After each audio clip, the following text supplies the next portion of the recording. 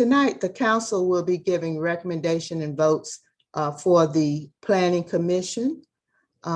These agenda items will follow from our meeting to the Planning Commission meeting, which will be held Tuesday, May 2nd at 6 o'clock on Zoom.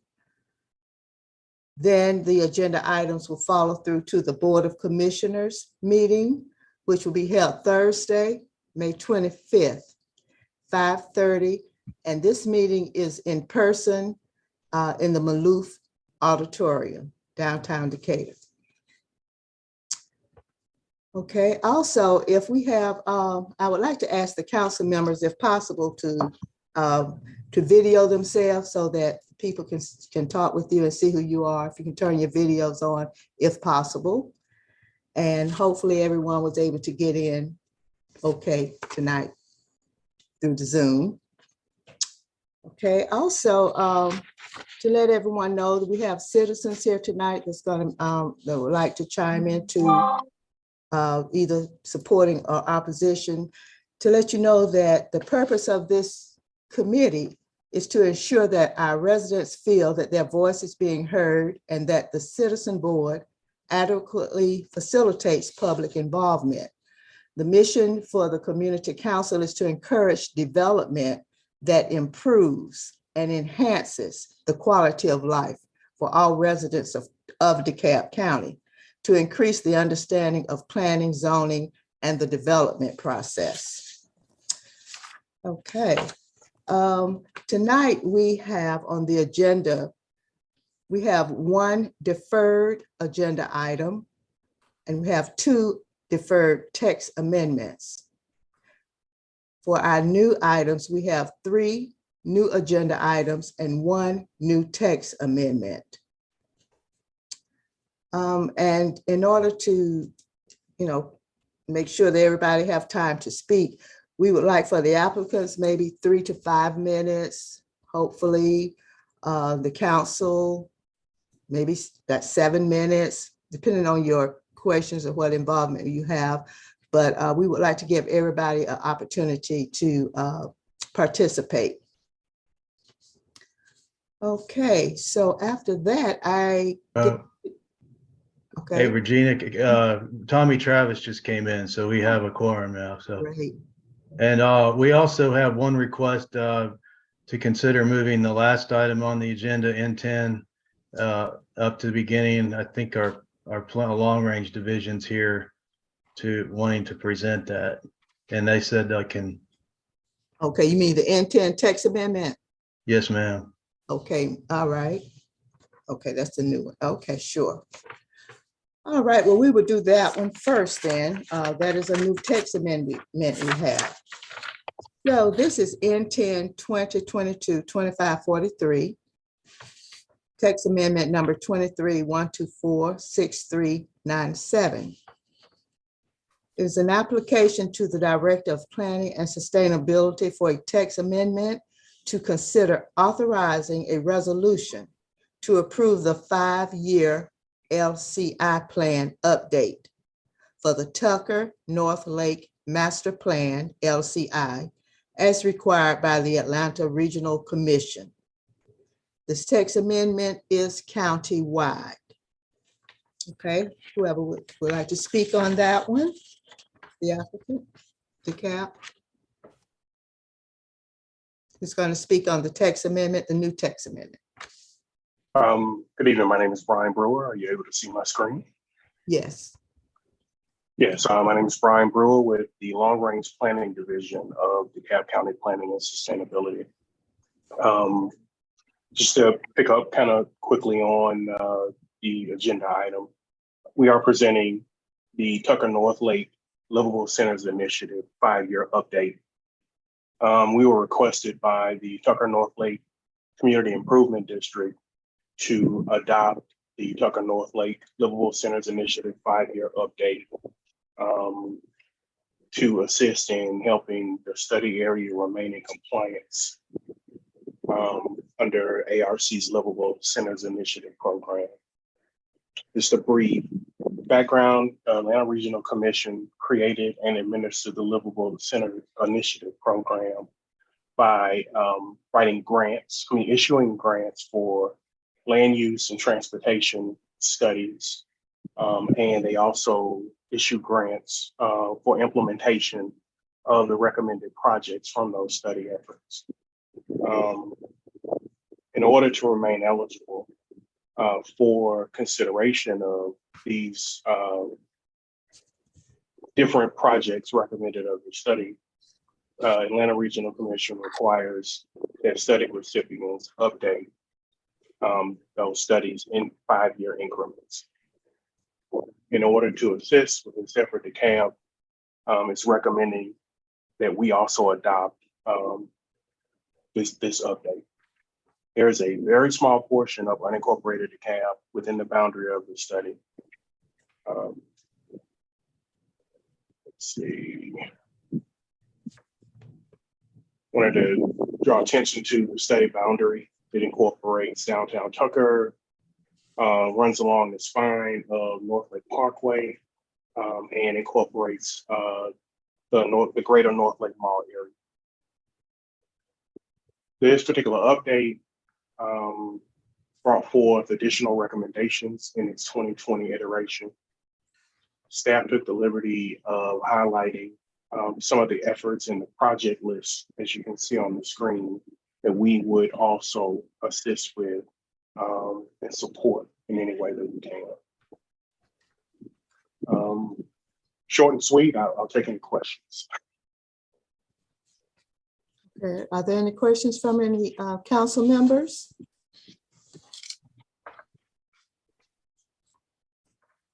This is Wayne. Can you hear me? Yes. Yes, sir. Okay. If only a small portion of this is in unincorporated DeKalb County, then why is the statement, quote, "This text amendment is county-wide"? Is that just boilerplate language that is put into these amendments, or if it is only specific to the North Lake and the Tucker area, then why is it considered county-wide? Thank you. Well, we really opted to bring this study or the effort to amend our newly adopted 2050 plan in the form of a text amendment before all councils for review and knowledge that we would be amending the 2050 comprehensive plan to all those community councils. Also, again, the super districts are impacted as well, 6 and 7. So that was really the rationale. Did I answer your question? Maybe I'm just, technically unaware of, the total meaning of this particular amendment, but, I did not know if that meant that if there was something lurking in this this amendment, this ARC requirement that that made it applicable to the county, to make it applicable county-wide rather than just to this one particular municipality within the county. So I think I can understand if you're saying that it will make an amendment to the 2050 consolidated plan, that that might be a reason why it is county-wide. Thank you. Are there any other questions from comments from the council?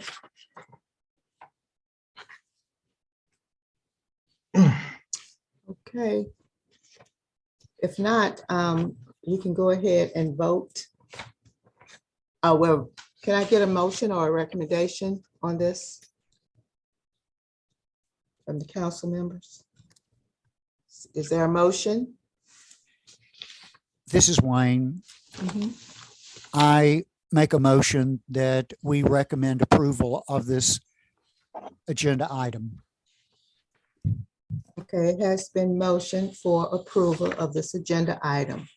It's Robert, I'll second. Okay, motion and second. All right, we will go down with the vote. Elfrida, I don't know if she ever came on board. Did she come? Elfrida, she's not here. Okay, Pat, Yes, approve. Peggy, Abstain. Nettie. And she's here. Robert, Yes. Wayne, Yes, Willie. Is he here? Okay. I approve. Tommy? Abstain. Abstain. Norma?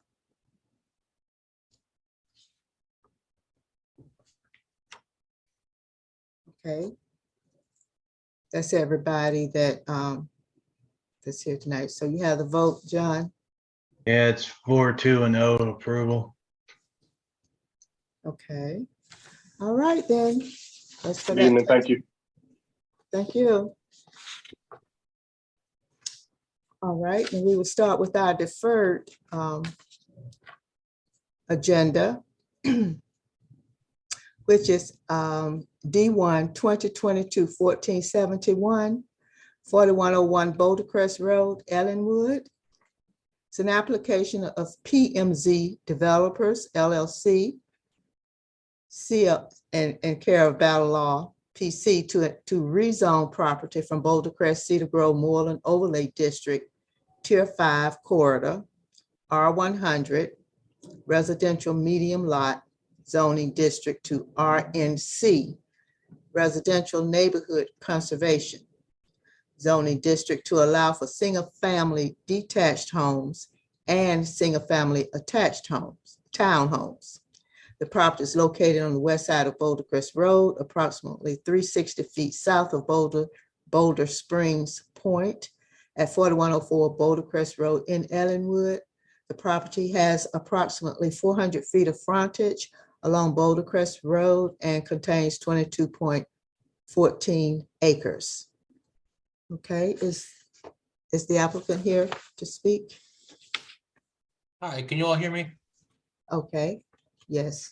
Mr. Hey, good Mahoney? evening. My name is Josh Mahoney. I'm an attorney at Battle Law PC, located at 3562 Habersham at North Lake in Tucker, Georgia. Council members, I have a short presentation for you, but this matter has been before you a couple times now. So I won't spend a lot of time on the details, but I will refresh it for you. So we are seeking that rezoning from R100 to RNC and the removal from the Boulder Crest Overlay District. This will allow for what is now a total of 80 units, a mixture of townhomes and detached, that'll all be fee simple. Excuse me. So as a quick reminder, the property is located here at 4101 Boulder Crest. This is just across from Line Crest Road, another property we dealt with late last year, you might remember. And this is actually right on the line between DeKalb County and Clayton County. Kind of a narrow piece, as you'll see here on the, this is the land use map, just showing that the land use is suburban. We're not looking to change that. And then the zoning is in fact R100 and right here on the line. But you can see this property is kind of a narrow space. So as a quick reminder, this is kind of where we started with everything. This is a 142 unit kind of layout that had this really long spine road that terminated in a cul-de-sac. This did not go over well with the community or the planning staff. So we did go back and make some changes, flip the townhome and single family detached configuration around so that the single family detached units were in the front and the townhomes were in the rear. but there were still some concerns about these long roadways. So this is where we've arrived today. We started with these 2 entrances. We went to 1, but we're still above the threshold for 2 entrances. So we have the second one here. We still got our single family detached in the front with the townhomes in the back. And we've broken up these long streets. This one looks long, but it's actually right underneath the maximum. The maximum is about 600 feet. So it's right underneath that because we've got it broken here in the middle. And we're hoping that this kind of helps to calm some of the traffic concerns that we had with these long roads. What I can tell you is that we've been continuing to work on this site plan as even as of late, working with the traffic department to come up with even more ways to kind of address some of the concerns about these long roadways. And one thing we're looking at, we unfortunately don't have the plan for, but one thing we're looking at is eliminating some of the parking here and turning this into a traffic circle so that cars would come through here and then they could use this traffic circle to go that way or that way, up or down, adding another traffic circle here and here. And then we're exploring putting a stub out on this side. This would eliminate a few of the parking spaces here, and then we'd have a stub out here. This would allow for a connection to a neighboring parcel. And the reason we're doing that is because a couple of years ago, the parcel to the west was approved for a couple lots with the idea that there'd be a stub out there as well to connect to this property. The major concern, you might be able to see it here, is the topography is very dramatic. It will require a bridge for any crossing to happen whatsoever. And right now, the property owner to the west is not really looking at adding that bridge. But what we're looking at is doing everything we can to make it so that when that bridge is able to be built, we're ready. The property owners on the other side, they'll be ready. And we'll be able to connect these two properties, and there'll be even more ways for folks to kind of get in and out of this development, the neighboring development as well. But that is actually all the updates I have for you on this. Really, what the main idea we're looking at is adding some additional traffic calming measures, whether it be the traffic circles or ease abouts, or maybe even speed tables periodically along these roads to help calm that down a little bit. And then just a quick reminder, these are what the townhomes will look like. The townhomes will look like this. The single family detached will look very similar to this as well. The mixture of brick, concrete siding, and board and batten. And that is all I have for you all this evening. I'm happy to take any questions that you all might have.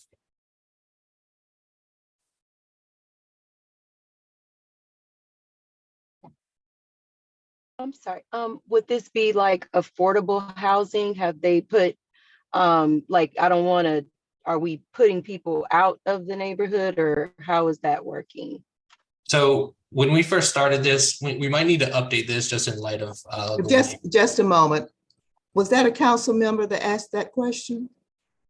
Can you state your name? No. Oh, no, I'm sorry. That it's not. I'm just a community member. Okay, this is for the council members, please. Is there any questions from council members? Virginia, this is Peggy. I have a couple of questions. Okay, Peggy. I know that the last time we reviewed this, the community had several concerns about the plan that was in place at that time. I have two questions. One is, have you guys gone back and met with the community? And if so, what is their response to the plan that you're presenting tonight? So the latest plan that I showed, I wasn't at the community meeting. The senior attorney, Michelle Battle, was there. It's my understanding that the latest plan did actually get a positive response from the community. But because I wasn't there, I can't tell you exactly how positive it was. With as far as these things go, there are always some people who are holding out or some people who have some remaining issues with the plan. So I wouldn't be surprised to hear that there are still some issues. But what I did hear was that the general consensus was that there was a positive change, and that we've reached. This is kind of the best plan that we've been able to hit so far, and you know we're happy to keep working on that as we move forward. Okay, any other questions from council members? Any other questions from council members? Concerns, comments? Okay, from the citizens, all those that are for it, we will hear for those people that are for this agenda, that is for this agenda item. Okay, you may now speak if you're for the agenda item. Okay. Hi, everyone. Are you for the agenda item? Is this Tara speaking? Yes, ma'am, it is. I am against this agenda item. Okay, we're not there yet. Hold on just a second. Anyone, no one else is here for the agenda item? Okay, Tara, you may go on with the, you say you're against the agenda item? Yes, ma'am. Good evening, council. I am with the Cedar Walk Homeowners Association, and we are adamantly against this item on the agenda as far as the development to move forward.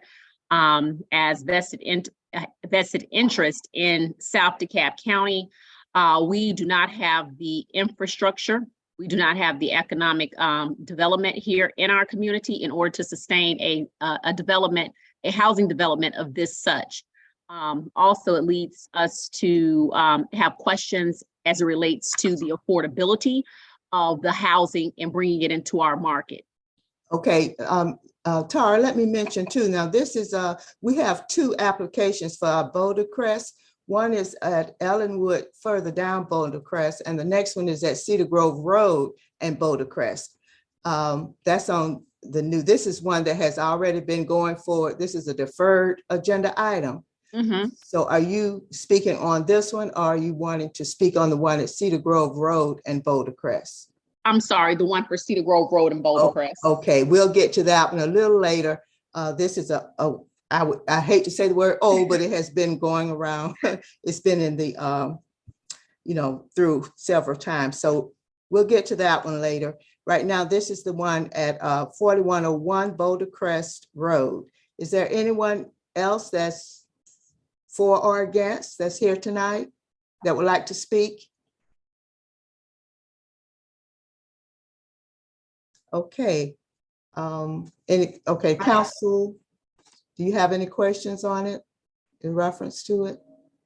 The status of it, where it lies, and any additional things? Okay, well. Hello? Can we have a motion on, did someone? Yes, this is Kimberly Brewer. Uh-huh. I have Are a you question. For or against? I need to know. All I did was see the sign. I don't know what is being proposed. I just logged in, so I'm sorry. What is being proposed at Cedar Grove? Okay, Ms. Brewer, we're not on that one. There are two agenda items tonight. One is at Cedar Grove and Boulder Crest. We're not on that one yet. We will get to that. That's a new one. We're on one that is old and a deferred one. So if you hold on, we'll get to that one a little later, okay? Well, what is the old and deferred one? That's still in my area. What is that one? The deferred one is on Boulder Crest and Linecrest. Boulder Crest Road at Linecrest, going toward Clayton County. And that has been on the agenda for months, really. And you just heard from the representative of the attorney that shared the progress of that agenda item. So we are asking right now if there's anyone that would like to speak on that agenda item. If not, we will go ahead and allow the council to make a motion and vote on it. Okay. Okay, Ms. Rigsby, did you have unmute yourself, please? Unmute yourself, okay. Hi, good evening. Juan A. Lynn Rigsby. I'm speaking as an individual. I know what the community which is right next door to my community, has been talking about this project. And I'm here for a later one, but it appears that I would have the same issues with this. Are you speaking on the agenda item, the correct that we are agenda talking item? about right now, the deferred item, which I have never spoken on before. I've heard about it, but it's just outside of my area. My Okay. concern is it is on Boulder Crest, which is the street that of course runs past the area that I live in. And it appears we've got developers who've decided to go down Boulder Crest and just kind of fill in with people. And I have a major concern that we're trying to turn Boulder Crest into nothing but a row of townhouses with no amenities. And that's kind of what we were talking about later on for 40 and 41. One of the things that the overlay talked about is that any new developments coming in this area would be mixed use developments, that they would have other things, shops attached to them or et cetera, because there aren't that many things in this area. So now just to add people into this area in a row, with limited public transportation, which goes once again against what the overlay talked about, which was putting things in which would allow to get away from single vehicles having to run it down our road. The fact that Boulder Crest already serves so many people that, we're talking about changing interchanges, et cetera, because it's just becoming too dense. And now we're adding or trying to add, developers are trying to add, it would appear, high density communities all up and down Boulder Crest Road. So as an individual, not speaking for the organization that I usually speak for, I have to speak against it because I have a funny feeling if we don't, Boulder Crest is going to look like the other side of 285 with, lots of inexpensive homes, people trying to find their way. And I'm sorry, this is the reason this whole overlay came about, was to protect single family residential area. And I don't think this does it. So I would ask you not to pass this and to go back and look at what the overlay was supposed to be. Him taking it out of the overlay, it still was part of the overlay. Those boundaries were put there for a reason. And I don't think they should be changed. So that's my personal opinion. Okay. Anyone else? Oh, Miss Irvin, can you unmute yourself? Okay, can you hear me? Yes. Yes, I am opposed of it, as same as what Ms. Wrigley said, but also traffic is already heavy. Now you're gonna want to build these other houses on Lime Crest. What, putting townhouses and putting these many excesses over here is overcrowded. Plus, when you're talking about prices, it's gonna go inflate our taxes, and you have a lot of single people living over here, seniors, people, and homes are paid for. And also they need to go back to the drainage system as they did for Lime Crest, and make sure the infrastructure, make sure they test that soil so that we could be comfortable with what's over here, because you don't know what's over here as the overlay and as a lot of stuff. We don't know what grades might be over there. So they need to do expensive study on what they are doing instead of just coming and just want to build houses everywhere. Thank you. Okay. Thank you, Miss Irvin. Miss Culp, unmute yourself, please. I wanted to ask the date that they had the meeting with the members in that area. We have not received any notification that there was a community meeting with the members in the area for the last time. And I think that's misleading to say that there was a meeting and most of our residents did not get a card or an email or a part of that meeting. And personally, I am opposed to this. In reference to what has already been said, we have a lot of different traffic issues. We've got lands from developers now that want to be developed, and we need to look at the overlay to make sure that we're not changing the overlay itself, because once we start changing the overlay, it's going to create more problems for us. So I think we need to go back and look at it. And if the gentleman can give me the date that he had the meeting with the community on Zoom or whenever, I would like to have that date because I did not get that notification, nor did any of my neighbors get that notification that lives in that area. And I am opposed to this project. Okay, thank you, Ms. Culp. Mr. Brian, Darren?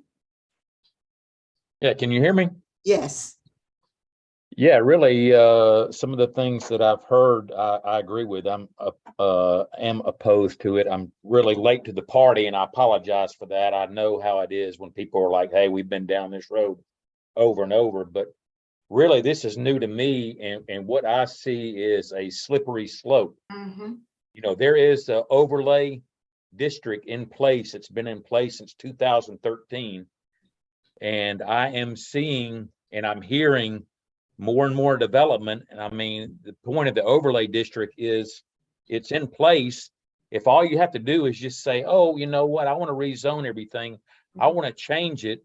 What's the point of the overlay district in the first place if we don't stand firm with some of the protections?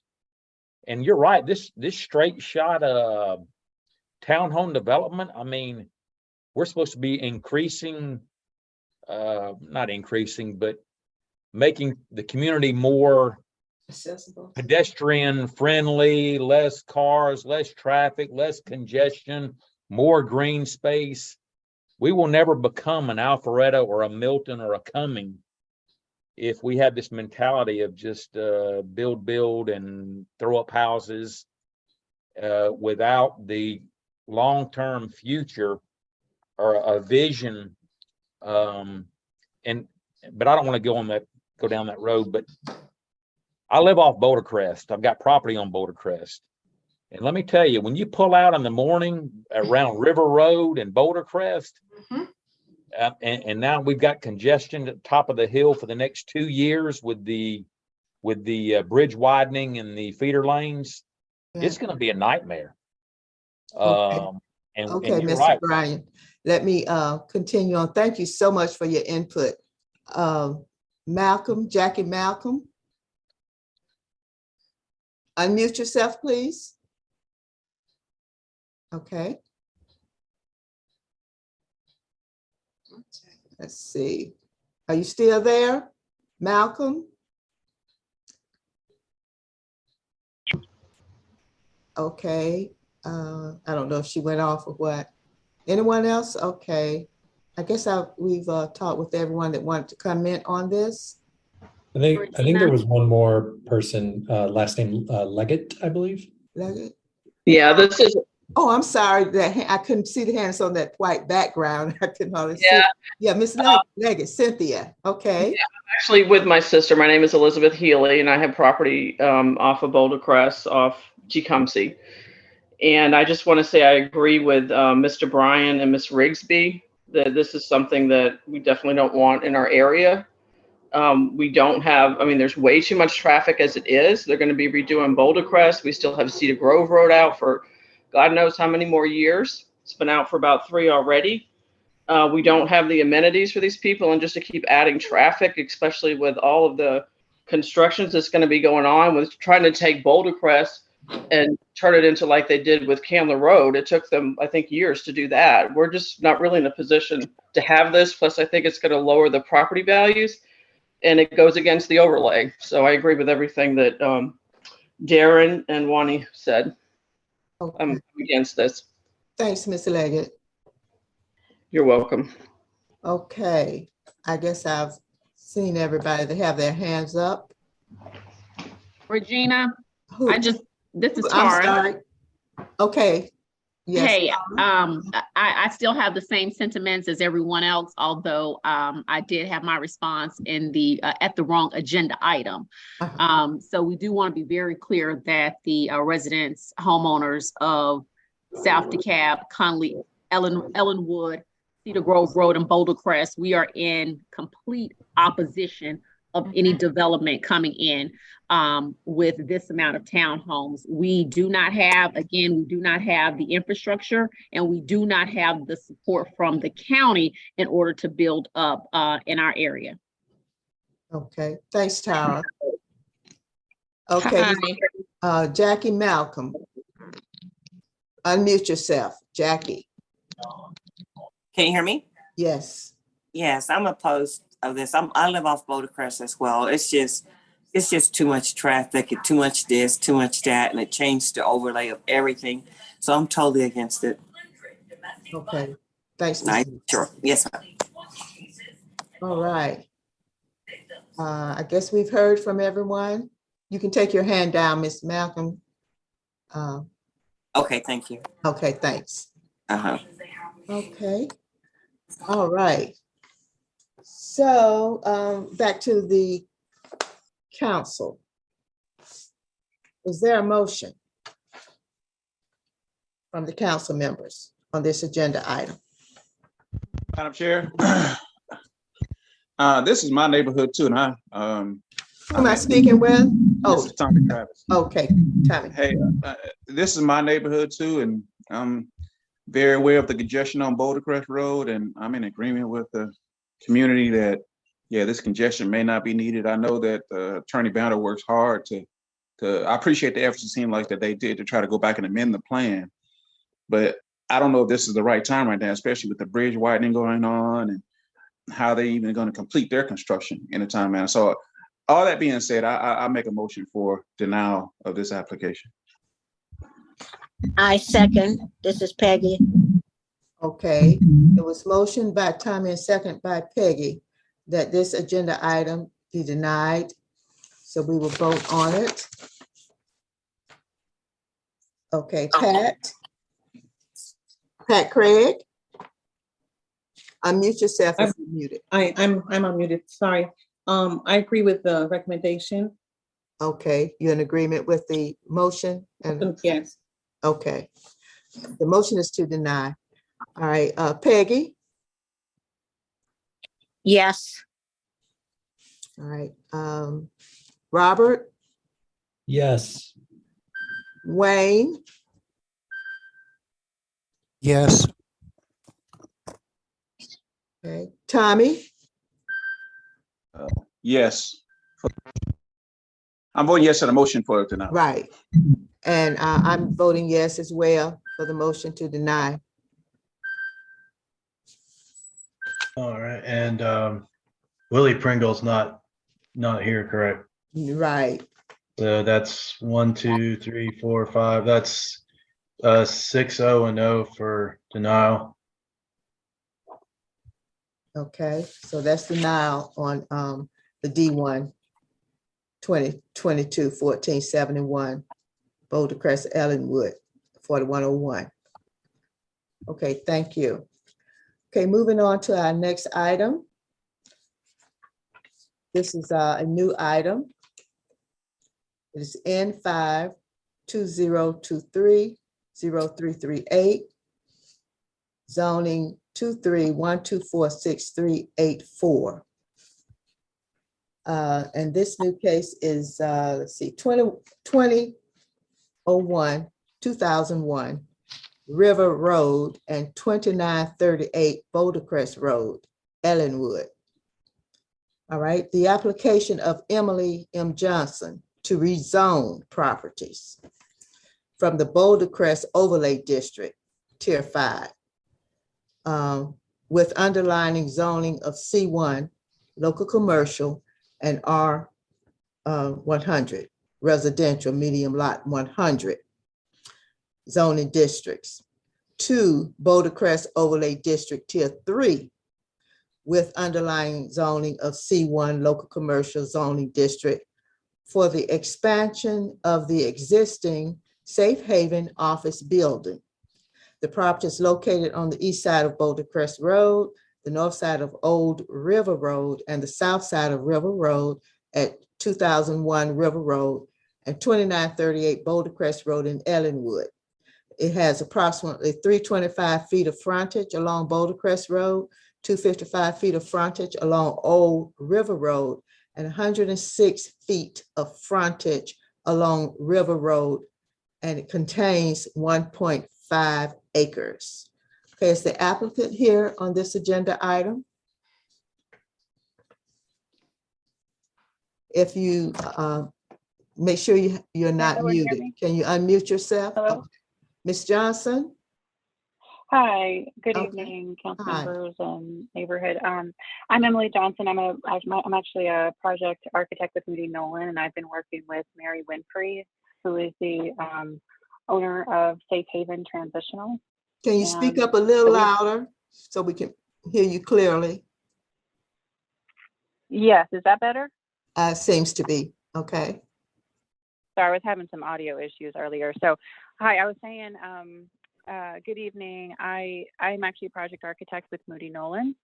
We are the architects that have been assisting Mary Winfrey, who's the owner of Safe Haven Transitional, currently operates out of the 2938 Boulder Crest Road. And Mary Winfrey is actually the former applicant on this.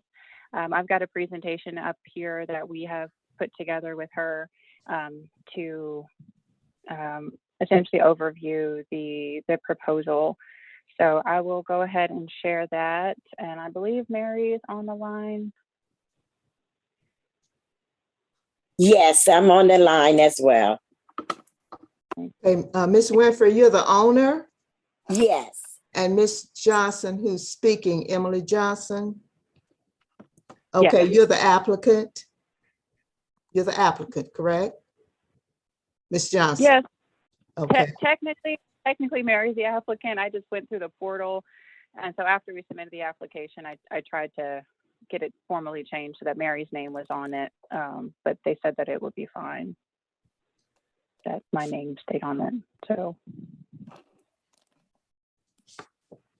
Okay, go ahead, please. Okay. All right, I'm sharing my screen. Can you all see? Yes. Okay. So I was going to let Mary kind of start and a little brief overview of Safe Haven and for anyone unfamiliar with what they've been doing in the community. Safe Haven Transitional, we've been in existence since 1994, and we've been at that present location, 2938 Boulder Crest Road, since 1996.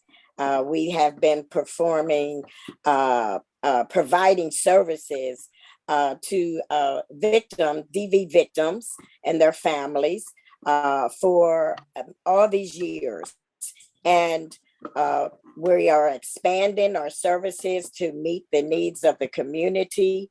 There's a variety of services that we have been providing down through the years, as well as providing GED classes also for the teens. And we have a lot of youth recreational services, counseling, legal assistance. There's a variety of services that we have been providing to DV victims and those that are in need in our community. And because of the increased need, that's why we are expanding. We need to rebuild an office.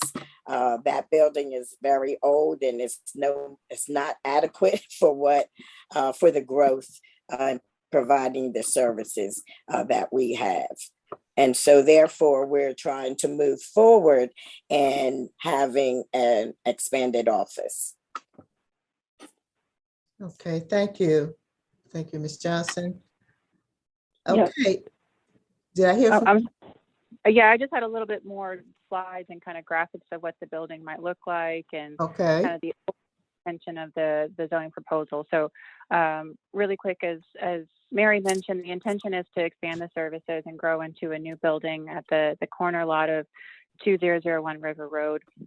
It's primarily intended to house offices for the staff and any future staff, as well as you can see we've got a list of program spaces and multi-purpose rooms, conference rooms, some classrooms with small computer lab, and then service spaces for the staff, break room, restroom storage.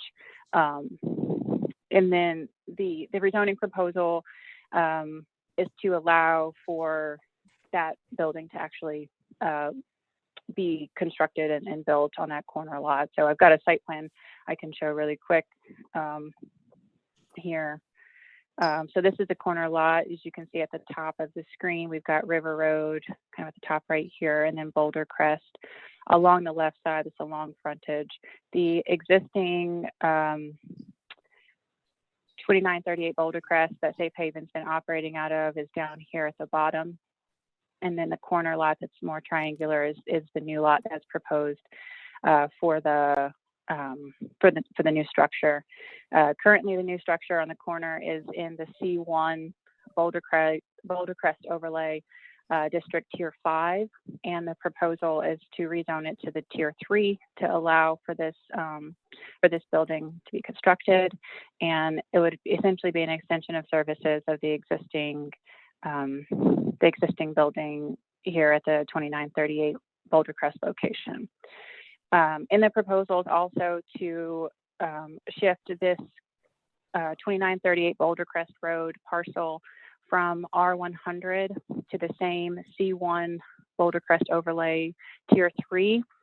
And that is in order to allow for this current parking lot to serve the new building. Now, we've heard loud and clear the concern about traffic and increased traffic. So we've been very mindful about that as we've approached this. And so even though we're seeing a slightly larger proposed parking lot, what we actually finally settled on, this is a little bit of an outdated site plan. It's smaller than this, and so I can show that because a lot of the folks that Safe Haven serves, you can see here, this is a smaller site plan. So the current parking lot is really just like 5 spaces, and we'd be expanding 3 more spaces for the new facility here.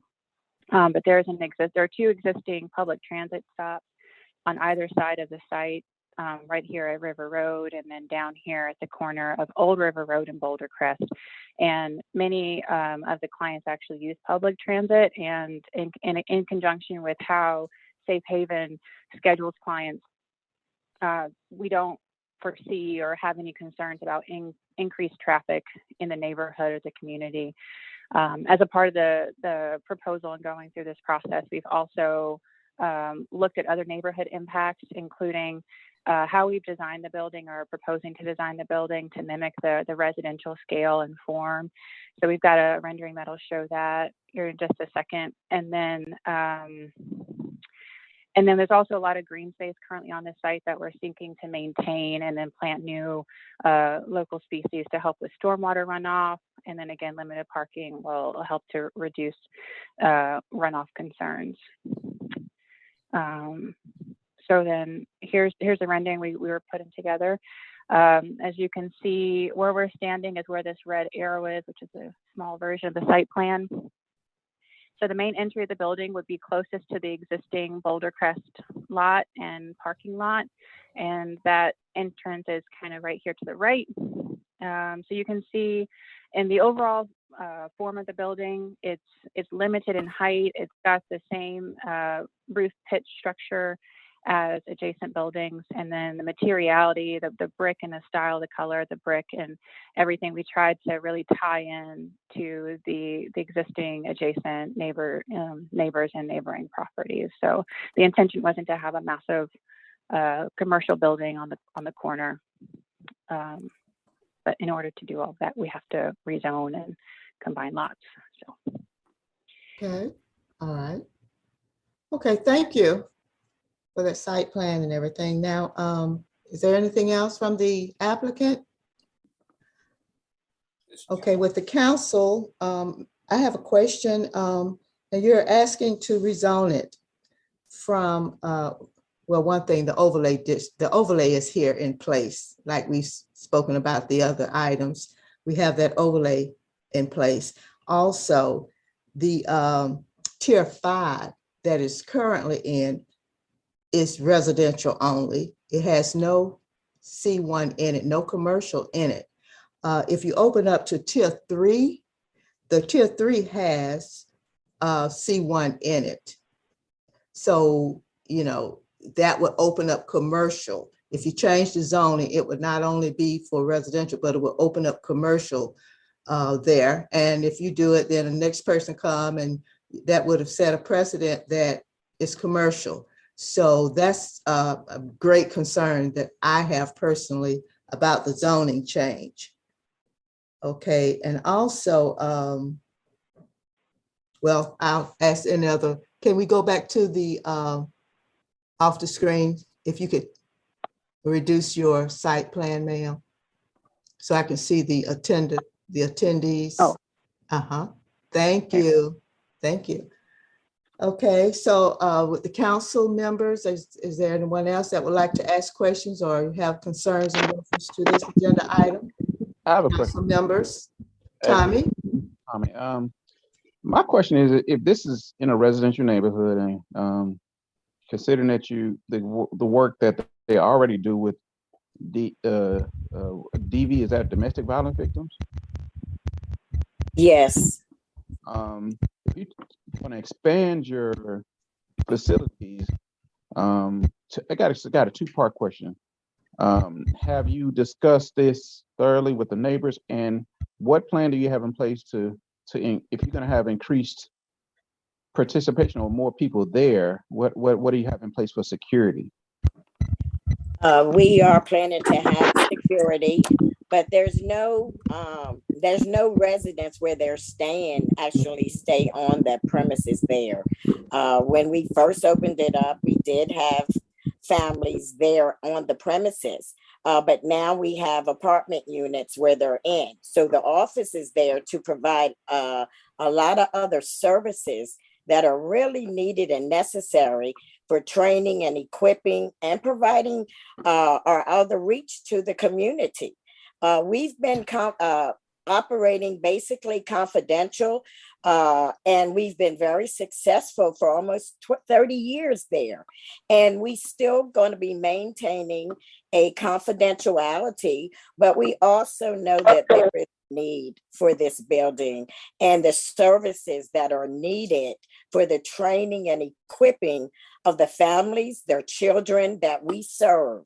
And we thought, since we've been in this community for all these years, why would I want to go anywhere else?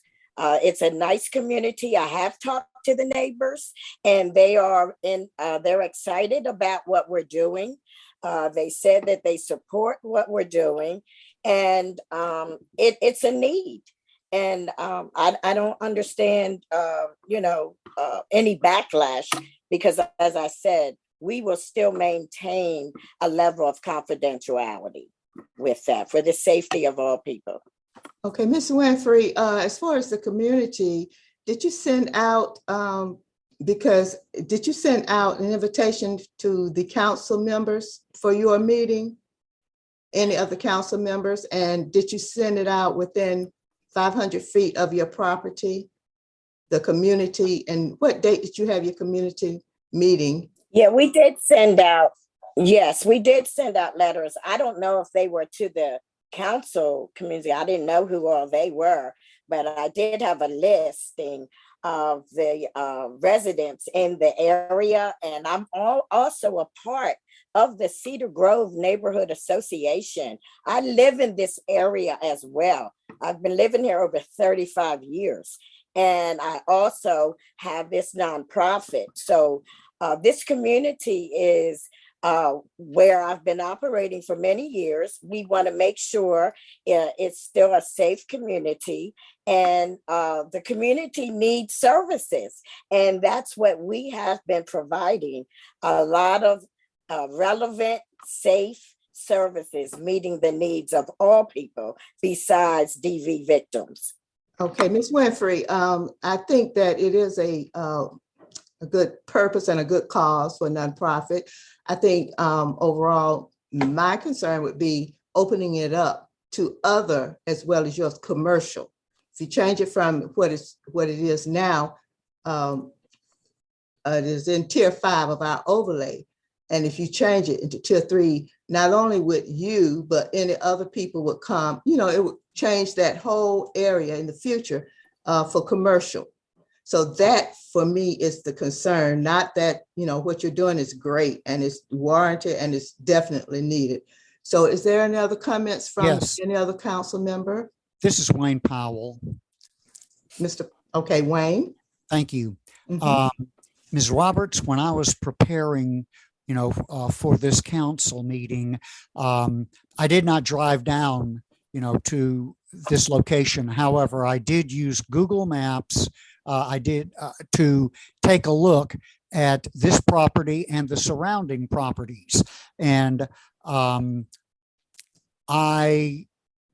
it did not strike me that this was an overly residential area. And I do not know, Ms. Johnson, do you happen to have in your presentation a map that would show the character of the overall area to emphasize the point that I was making? I think that there was already, commercial facilities around that site. So I do understand your concern, and it's a concern for me also to open the door for additional commercialization. But I think that if my memory serves me correct, that there's already commercial property around very, very close to this site. Therefore, I really don't believe that that this is going to be opening the door. The door has already been opened. I see, Ms. Johnson, you're back on screen. So can you confirm that my statement is correct? Thank you.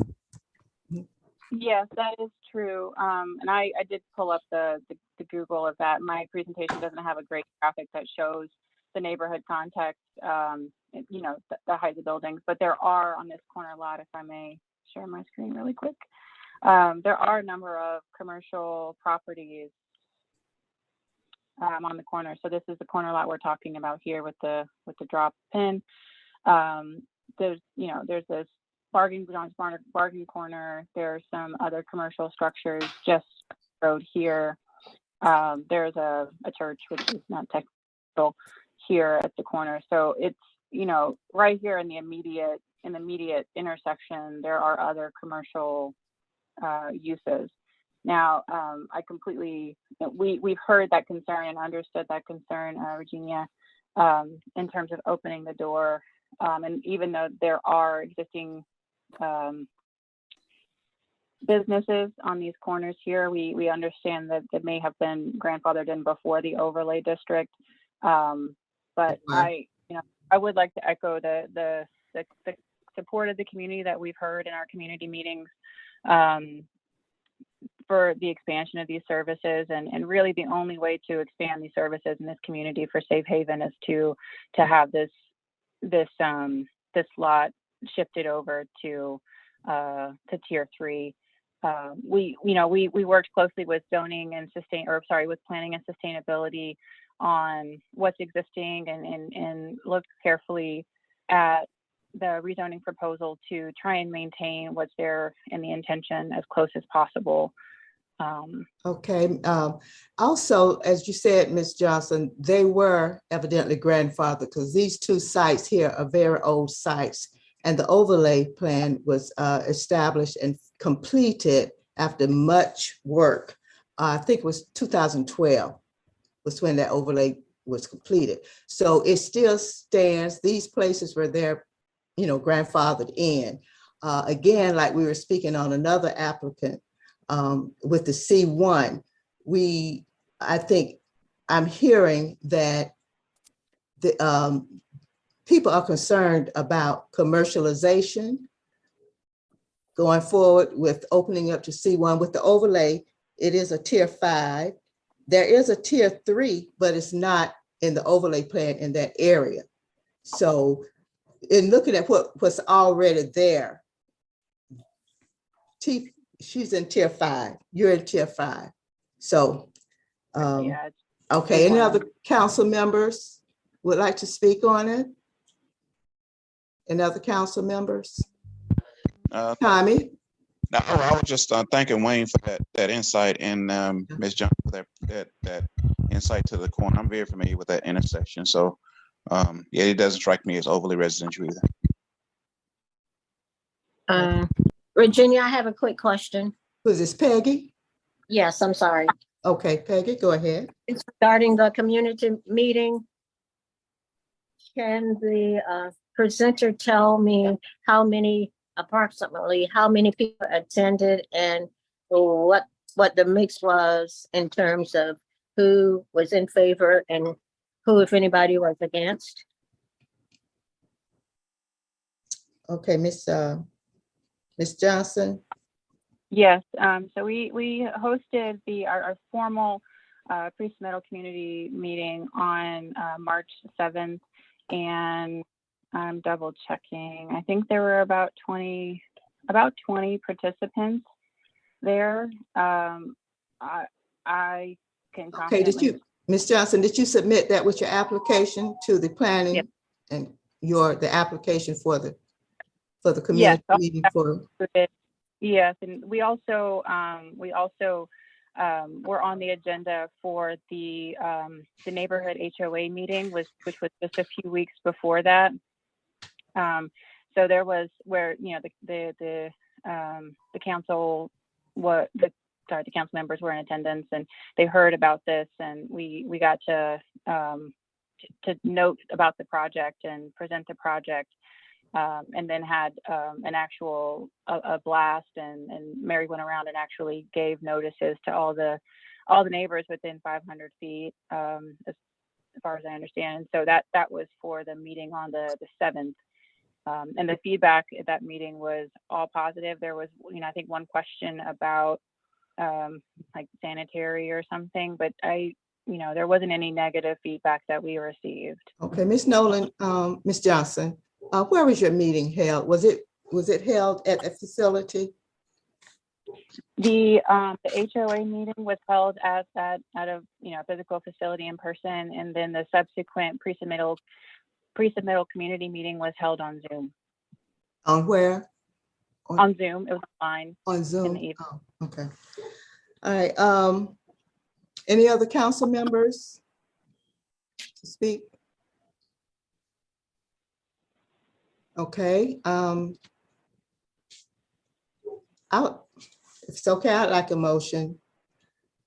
I make a motion to deny because of the change of the overlay from 5 to 3. Is there a second? This is Peggy. I will second. Okay, it's been motion and second. I think it's fair that you hear from the. I'm sorry, we're making a motion. It's time for us to make a motion. This is the council. We're making a motion to deny because, and it has been second, so we'll take a vote. Okay, Pat. See, this is not fair because you're not hearing from the residents. You're not hearing from the residents. Well, we're time limited. Have you spoken on this? No, you know what? Okay, my name is Pat Cole, and the meeting, I would like to have a voice and speak because you didn't ask the participants. Okay, hold up. Are you for or against Ms. Cole? I'm for it, and the meeting that was held on February the 16th, I think you were at that meeting as well, Regina. And we had an open meeting, and most of the people there agreed with the fact that we wanted this in our community. Okay, was that meeting held because of the United Methodist Neighborhood Association? Or yes, it was held at meeting. It was held at Cedar Grove United Methodist Church, and she was on the agenda to talk about it, and she gave her overview of what we needed in terms of her presenting this facility to us. We had another meeting with her on Zoom, March the 7th. The people on that meeting agreed also to support her. And as Mr. Powell was saying, we do have other businesses right there on that corner. You've got Sugar Creek, you've got Mr. John's business. I know they might have been grandfathered in, but I do want to say that this lady has been a part of this community for over 30 years. She's worked with a lot of difficult situations for battered women and children that are needing help and transitioning, teen girl support groups. And so I feel like this will benefit to the community because it's not in reference to cluttering up the area, because that area already has businesses that are flowing through with traffic lights, and that whole area flows through really good because you're going into 285.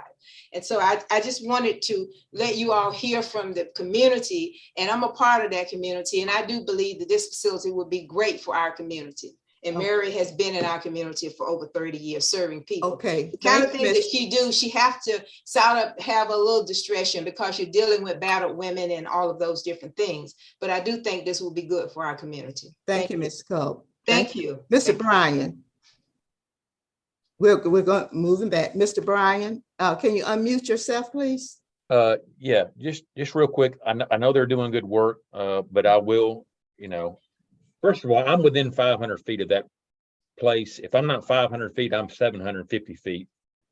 And I didn't get notified. The first thing I've heard about any of this was when the signs went up on the property, and it's close to where I live. So there's a reason the overlay's in existence.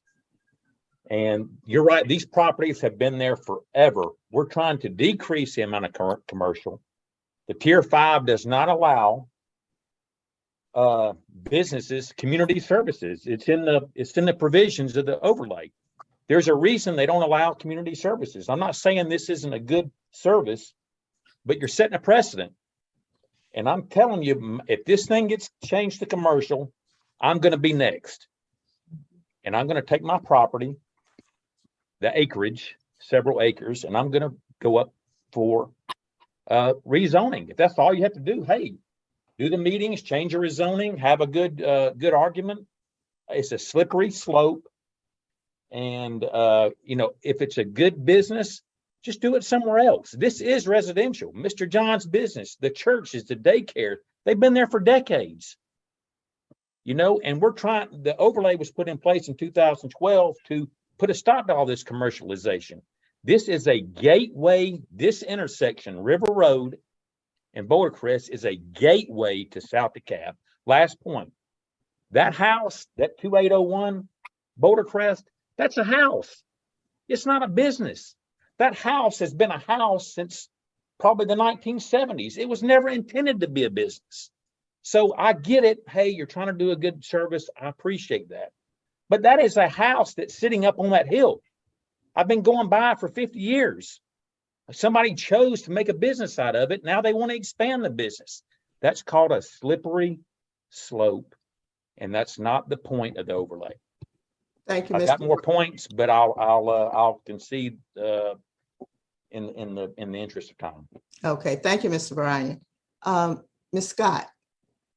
Hi, good night, everyone. I am with Moody Nolan as well, and I just wanted to mention, we talked about several points here that all ties in. We talked about existing businesses that are grandfathered in, which Mary is, because her business already exists on this site and has been for several years before the overlay, right? So she's not adding a new business. She's just making it more comfortable for her business and for her clients, the majority of which come there by bus, public transportation. And so in our earlier presentation, the person who went before, we were talking about adding residents and not adding supportive services. There are lots of residents in this area, and if they need support, you're now asking them to leave the area in something that requires discretion and go somewhere else. And so it's kind of like, if you want to care about the residents, this is a service just like a daycare, just like a school that provides a service for the community when you're in your most vulnerable state. So I just want to make sure that we don't lose sight here. So if there's an opportunity to add some type of stipulation that, whether the overlay changes and it only provides supportive services, then I'm sure Mary would be willing to accept that, because she's not trying to open a supermarket or do anything different. She's trying to continue the service that has been grandfathered in to this zoning overlay already. So I just want to make sure we consider that. And if you need to add on a stipulation to it, that we just do that and don't lose sight of what was just mentioned earlier, providing supportive services and things that support the community as you add residents to the property. Okay, thank you, Ms. Scott. Anyone else? Can I just say that? Hold on, just a moment, please. Okay, Mr. Bryan, can you take your hand down if you've spoken? And who's speaking? Is this Ms. Leggett? This is Elizabeth Healy. Ms. Leggett's my sister. So we joined in together. I just wanted to say that I agree with everything that Mr. Bryan said, and I'm against any changes in the zoning because that's just going to open the door for more of the businesses that the overlay is trying to keep out. They could end up selling, the place in a year. And I agree, that's a wonderful business they have, or nonprofit, but that opens the door to other commercial businesses buying the property and coming in. And this is a residential community. I've been here since 1974. So I know there's some people there that were grandfathered, but we want to stop moving away from what the intention was of the property, which is a residential community. So I'm against it. Thank you. You're welcome. Is there anyone else in the community who would like to speak for or against? Okay, let's go back to the to the council. I do see it as a slippery slope as well. And the business was grandfathered in, like the other commercial businesses that are in that corridor. They were all grandfathered in, and all of them are good businesses for the community. But to change the zoning to a commercial part of it would be a slippery slope. And that's what the overlay district does. As some of you said, protect the community. Any other comments? And then one more, and then we will go back to the council for the vote. Jackie Malcolm, unmute yourself, please. Jackie, your mute is on. Okay, yeah, yes, Okay. ma'am. I'm for it. Yeah, I met Mary a while back, and since the business is already there, I agree with the next to the last speaker. It's already there, and I think they're just adding to it just a little bit. I hate that it's changing the zoning part of it, but it's not that it's not needed here. So if there's any kind of way that it could be worked out where it's not zoned for this or that, I believe the business should be able to stay, expand, and continue to work in our community because we need it. Thank you. Okay, thank you. Mhm. Okay, we're ready to go to the council. Okay, is there a motion? I make a motion. I still don't want to change the overlay. I think the business can grow. It's just that it's hard to grow in the district, the overlay that it's in. And it's not one or another. It's just any C1. The tier 5 stopped C1s. Tier 3 has C1s, which is further down Boulder Crest. That's a tier 3. So I have no other choice but to make a motion to deny the agenda item. Is there a second? This is Peggy. I second again. Okay, it has been motioned and second to deny this agenda item, the N5 2023-0338. Okay, the motion has been made and denied and second, so we will go for the vote. Okay, Pat Craig? Yes. Peggy? Yes. Okay, Robert? No. Wayne? No. Tommy? Tommy, unmute your Tommy. Yeah, I'm second. Yeah, I vote no for the reasons of. I'm sorry, can't hear you. I said I vote no for the reasons of thinking about security and added benefits to and the negative attributes they may bring to the neighborhood. I think it's a good business, but I vote no for that reason. So you voting, okay, the motion is to deny. That's correct. So you're voting or against?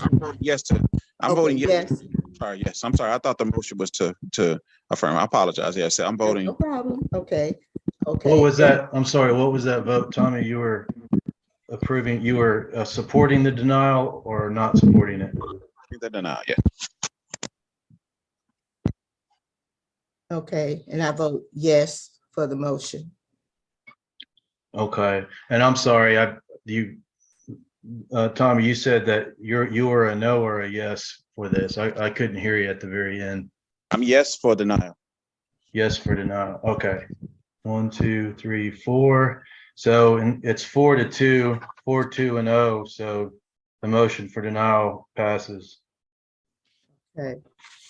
All right. The next agenda item for tonight is N6 2023 0339. It is at 3507 Memorial Drive, Decatur. It's an application of David Kirk for a special land use permit to allow the construction and operation of a restaurant with a drive-through on a portion of the property located in the C1 zoning district. The property is located on the southwest corner of Memorial Drive and Columbia Drive at 2507 Memorial Drive in Atlanta. The property has approximately 500 feet of frontage along Memorial Drive and 527 feet of frontage along Columbia Drive and contains 11.97 acres. Okay, is the applicant here to speak? Yes, Madam Chair. I am here, and if my colleague Jenna Lee can share her screen, we have a very brief presentation we'd like to provide. Okay. There we go. Thank you. How are you? Again, my name is David Kirk, and I'm an attorney at Troutman Pepper Hamilton Sanders, 600 Peachtree Street, representing Hutton Belvedere, which is the new owner of Belvedere Plaza as of last year. Also with me on this meeting, Mr. Ryan Slattery, who's the project manager. I believe Mr. Roger Grant, who's the engineer with Columbia Engineering, is also on. And then, of course, my colleague Jenna Lee is with us, and we appreciate your time this evening. I'll go through this as quickly as possible, but certainly want to answer any questions you might have. Jen, if we go to the next slide, please. Thank you. As Madam Chair said, this is a portion of the larger parcel that makes up a portion of Belvedere Plaza. The overall parcel is about 12 acres. The area we're talking about is a slightly over 1 acre. We're not asking to change the zoning. The zoning would stay local commercial as it is now. Okay, Mr. Kirk, yes, right? ma'am. We're not seeing the site plan. We're looking at the overview of proposal. Yes, yes. I'll be getting to I'll give you a location map as well as the site plan. Okay. I just want to sort of talk about an overview of what we're proposing this evening. Okay. Is a special land use permit to allow for a restaurant with a drive-through. We do not yet have a tenant. It's sort of a chicken and the egg situation that in order to get a tenant, we have to get the SLUP to allow for the restaurant. So we're taking that first step, hopefully through this application. Next slide, please. This is an area map. You see a star there on the map. That's the approximate location of the proposed restaurant. That star is on top of sort of an L-shaped building. That L-shaped building at the lower right would be demolished as part of this proposal. It's sort of beyond its years in terms of its state of repair. And it also, as you'll see in some future slides, has some issues with homelessness and other things. The road you see that's marked Belvedere Plaza is a private drive to the immediate south, and then at the very bottom, sort of in the center, is property that I believe is owned by the county, in which they intend to have a recycling facility as well as a community garden. Next slide, please, Jenna. So currently, as you probably all know from either driving by or just living in the neighborhood, this particular portion of Belvedere Plaza is largely vacant or underutilized. The building condition was deteriorating when Belvedere, Hutton Belvedere bought the property last year. There have been problems with loitering, with homelessness, vandalism, littering, all those sorts of things on the current site. And all these factors really combine to weigh down the prospects for sustained reinvestment and redevelopment of this site. Next slide, please. These are just a couple of photos, general photos of that existing building. We have some much more graphic photos than these, but there's really no need to share those. You see windows boarded up, that sort of thing. The point is that we're trying to make is this really, this vacancy invites more of the same, and we're trying to change that trajectory. So what we're trying to do is clean up the site, provide an economically viable use on the site, remove that substandard building that is sort of a haven for all sorts of things that are not desirable either by the owner or by, I think, the neighborhood. It's to aim to increase the stability of tenants in the shopping center, and very importantly, really serve as the first step in a process to redevelop this site. This is really a start, and this is the site plan that we're talking about. You see, excuse me, the proposed layout. That gray L underneath is the building that I pointed out earlier that would be demolished. That would eliminate not only that substandard building, but would eliminate that sort of back area behind that L-shaped building, which unfortunately is a haven for all sorts of problematic activities. Next slide, please. Some conceptual building elevations. The front elevation would be to the north. The drive-through elevation would be to the south near the private drive. Next, please, Jenna. This would be the patio facing Columbia.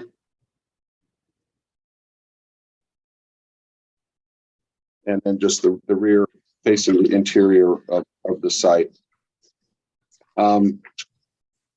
Just in conclusion, we believe this is an appropriate and viable use for this underutilized and frankly, a portion of Belvedere Plaza that has really either no tenants or marginal tenants.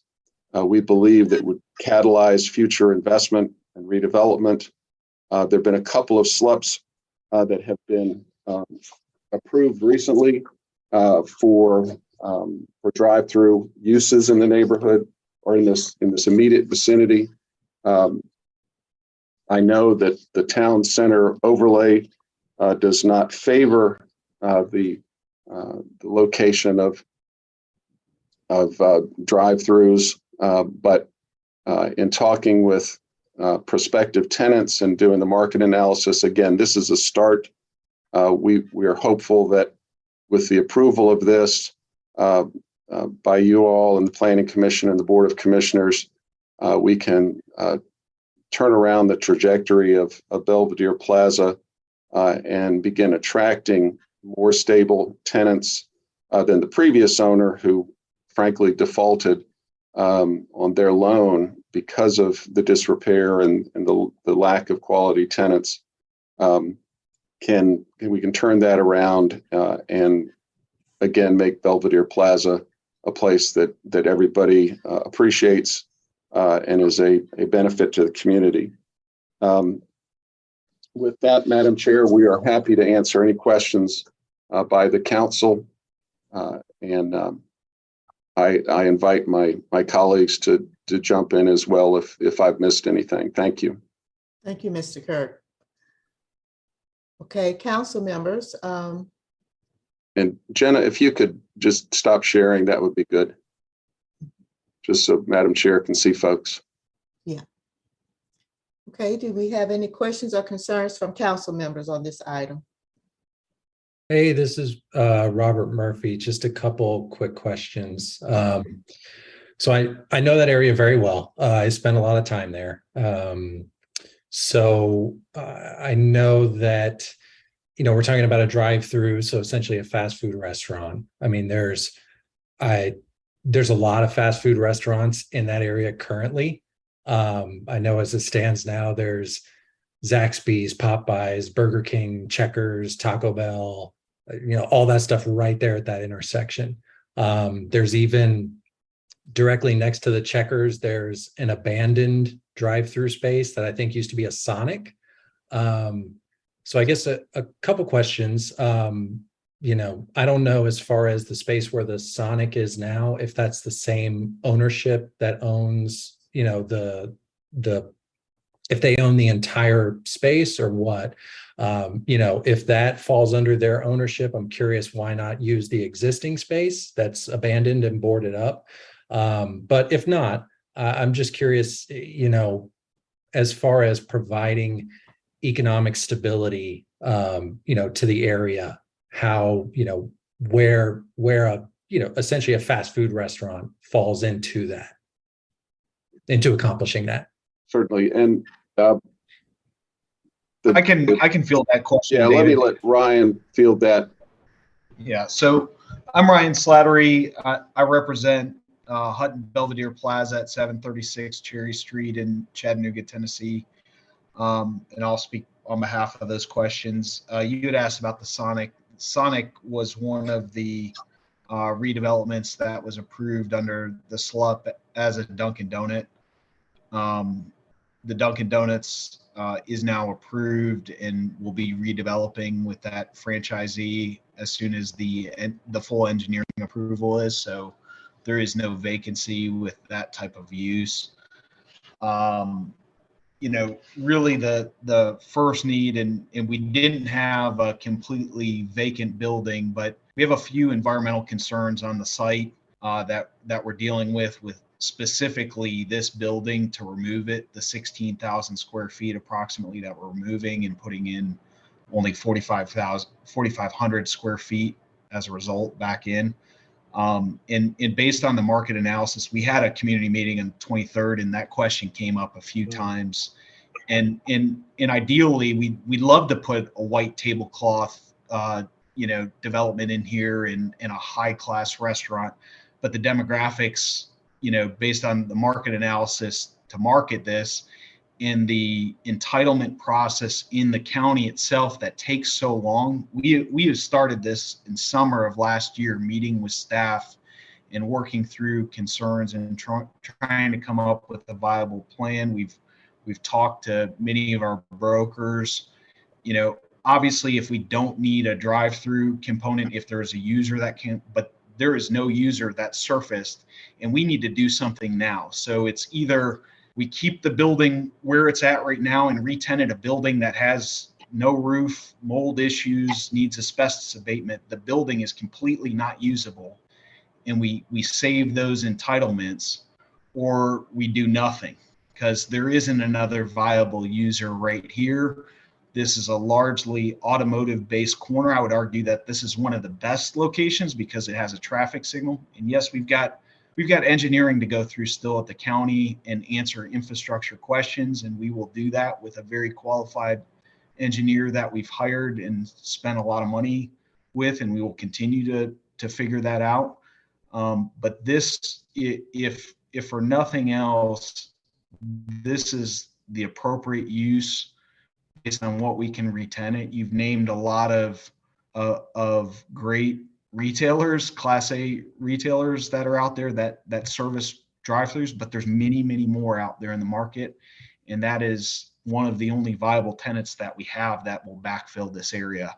And we need to make an impact now to remove the homeless situation that's there, the drug use, the vandalism. Every month we're dealing with something going on there, and we're prepared to deal with it. We're going to spend a lot of capital and invest this. Unlike the last landowner, this shopping center has been around since 1955.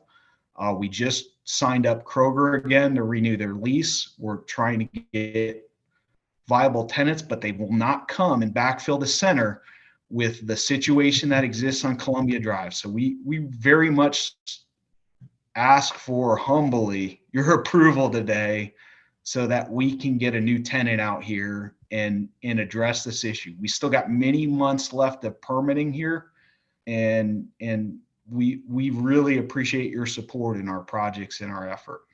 Thank you, Mr. Slattery. Is there another council member that have a question or concern? I have who's speaking? Go ahead, Virginia. This is Peggy, but go ahead. Go after you. Okay.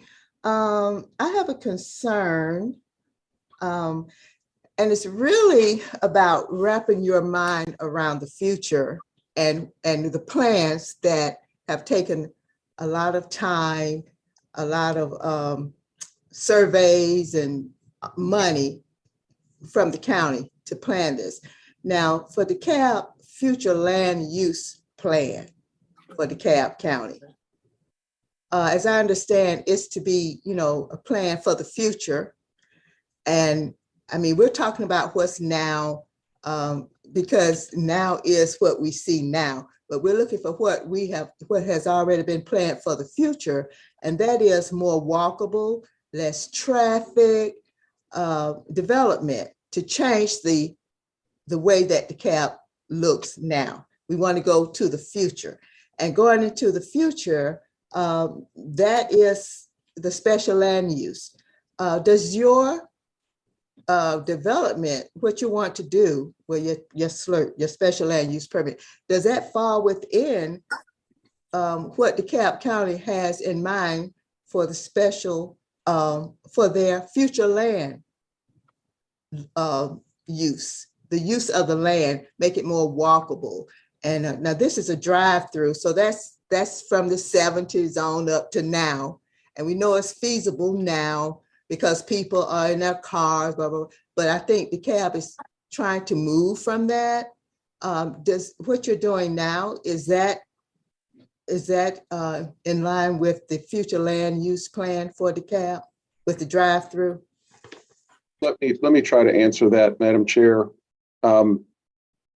As I think I mentioned, in the town center area, that is, this is in the town center area, drive-throughs are not favored. However, as a policy matter, the Board of Commissioners believes as indicated through their actions, that they believe tenants such as Duncan, and there's another SLUP that was approved over next to the Walmart for a drive-through car wash. I think as a policy matter, the board has indicated their support for carefully planned and attractive drive-through uses. We are trying to get to the future. This is the first step toward getting to a future that would have higher quality tenants and other improvements to the shopping center. With regard to pedestrian facilities, there's currently not a sidewalk on Columbia Drive in front of this site. I would imagine we'll have discussions with the county staff about appropriate pedestrian facilities for this site. So I think there's a little bit of a disconnect between the plan that was adopted several years ago with the town center and the policy direction that the Board of Commissioners has indicated they are willing to go into to help get this area into the future. It's a future that drive-throughs will play a part in, and that's what we're trying to do here is provide a catalyst for the new owner to move forward into the future with Belvedere Plaza. Okay, thank you. Any other council members? Comments, questions? Junior, I have comments and questions. Uh-huh. Okay, I know that you mentioned that you currently don't have a tenant in line. During your market analysis, do you have any prospects? I would have to defer to Ryan on that because I've not been involved in those discussions. So yes, we have prospects. I won't bother naming any of them because in order for us to market this, we need to finish the infrastructure as part of the engineering approval after the SLUP to figure out rents for those tenants. So this is the first step to be able to quote rent. And with the many month process that the SLUP starts on, we are trying to identify the infrastructure needs as part of this process. So I hope that helps answer your question. So no, we do not. We have the market analysis to know who the prospects are, but I'd rather not name anyone because they aren't here. We don't have a letter of intent, and nor will we put our real estate managers out to their board yet until we have the special land use permit in hand, in which case we can start the engineering design and identify the deal structure with them. Hope that makes sense. Okay, second question. Given the current state of the property, you said it's in ill repair, drug users are there. Do you guys plan to demolish the property before you get tenants or before you move any further? I think the answer to that is that if we get the SLUP and get a tenant, then we're able to demolish that portion of the property, that L-shaped building that I indicated, excuse me, on the site plan and on the aerial photo. That would be part of the process that we're starting tonight.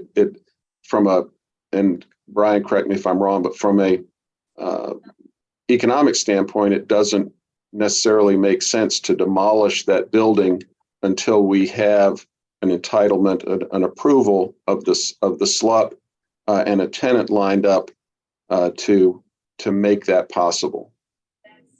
Is that accurate, Ryan? Yes, that is. Thank you. Okay, I have a question. Actually, I have a question for Wayne because this is his neighborhood, and I know how thorough Wayne is. So, Wayne, what do you think about this? I have conflicting views. Yes, this is my neighborhood, and I am also concerned that this building could be sitting vacant. And yes, I've seen plenty of, boarded up conditions in Belvedere Plaza, and I want to see improvement. But here is also a concern that I have. Almost on a daily basis, when I drive down Memorial Drive, which is a much wider thoroughfare, at both the Zaxby's restaurant and the Popeyes restaurant, there's usually a line of cars from the drive-through extending out into Memorial Drive. Not all day long, but primarily at lunch and at dinner time. And so I can already see that these drive-throughs are providing a service to the community. A whole lot of people are going there to eat. But, you know, conversely, I can see that there is traffic impediments caused by both Zaxby's and Popeyes, these two. Now, there doesn't seem to be a problem at Checkers, but that's because there's plenty of parking space already in the shopping center, and the cars queue up in the shopping center parking lot, you know, to get through, you know, that restaurant. And already I see, you know, problems when I'm driving up and down Columbia Drive at the Belvedere Plaza private driveway and Columbia Drive. I see problems there already, you know, with the turn lane. I'm confident that y'all are going to work with the traffic engineers to try to do something to alleviate the problem. But, you know, from taking a look, from what I know about Zaxby's and Popeyes, and from taking a look at the plat that you have shown us of the drive-through, you know, I'm really concerned that there's going to be a real, you know, traffic jam problem there on Columbia Drive at the intersection with the Belvedere Plaza private driveway. In addition, the portion of the parking lot in front of the proposed restaurant is a main drive-through. People are using it as a drive-through area, you know, to try to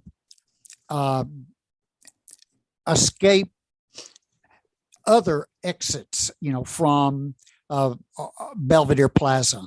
And I think that this will just compound the traffic problem in, you know, in this area. But I would like to, you know, to ask this question. Many of those, you know, many of the spaces in this L-shaped building are currently vacant. And am I hearing from y'all that because of the mold problem, leaking, you know, leaking ceilings, leaking roofs, that you will not attempt to rent these places, or they're just not rentable? Is that what I'm hearing from y'all? So if y'all want to address those concerns, you know, I will be quiet now, and I may not have, but I may have additional questions. Thank you. Okay. Thank Sure. you. Hey, Ryan, you mind if I address the site planning concern? Sure. This is Roger Grant. I'm the site planner for the proposed development with Columbia Engineering. I could say that there are definitely fast food or restaurants with drive-throughs that have been shoehorned in to various sites throughout that area. But this one, we've got a tremendous amount of stacking. I don't know if Ryan's able to share that site plan, but you know, it's all generally about the stacking and the configuration, the location of the pickup window in relation to the intersection and the other you know, alleys and drives within the development. I mean, we've got thank you, Jenna. We've got three sides of loading here.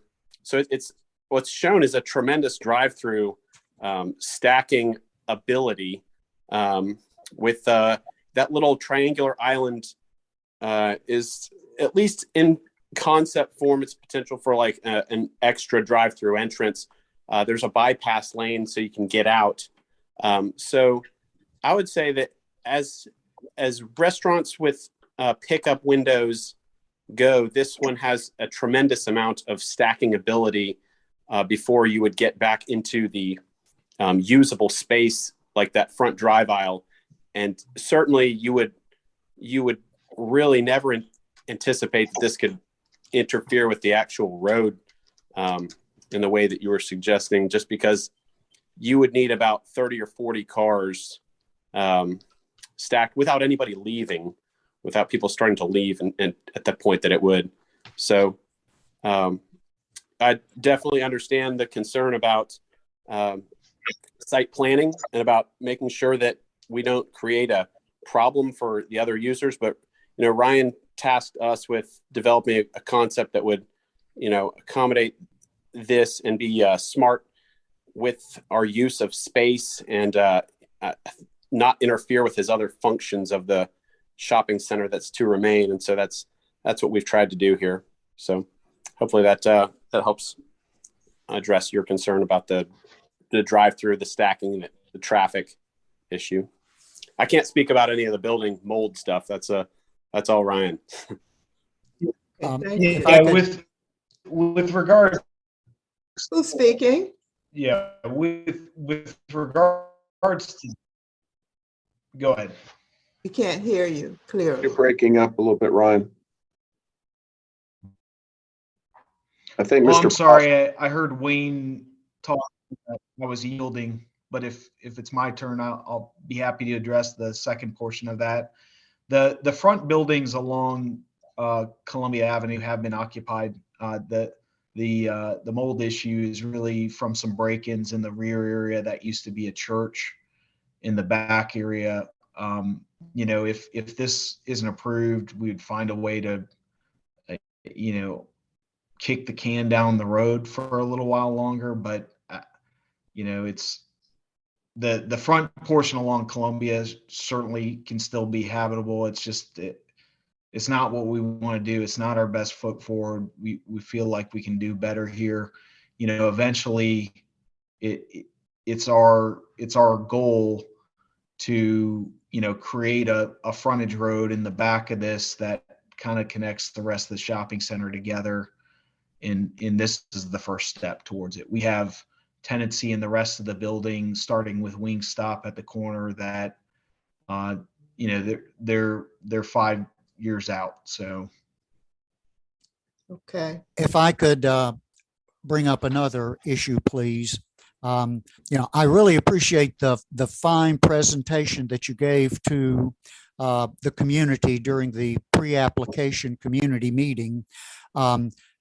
As we pointed out also, and I do not know how y'all are going to be able to work this out with DeKalb County, but the Charm Center that is planning to be built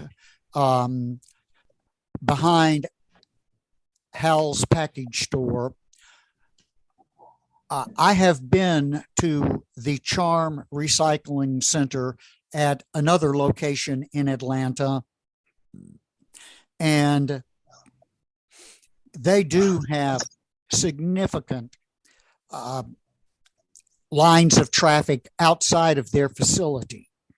And from what I have seen, on Nextdoor, when we advertised and let people know that, Charm was also going to be building a facility on this county property, people from, not just my neighborhood, but from all of the surrounding neighborhoods were saying, boy, we can't wait. We can't wait.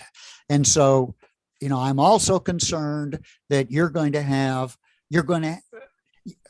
if y'all allow the Charm Center to use your private driveway to gain entrance, to gain access to this county property, that there will be, I feel, monumental traffic problems coming off Columbia Drive into your private driveway, into the Charm facility and out of the Charm facility.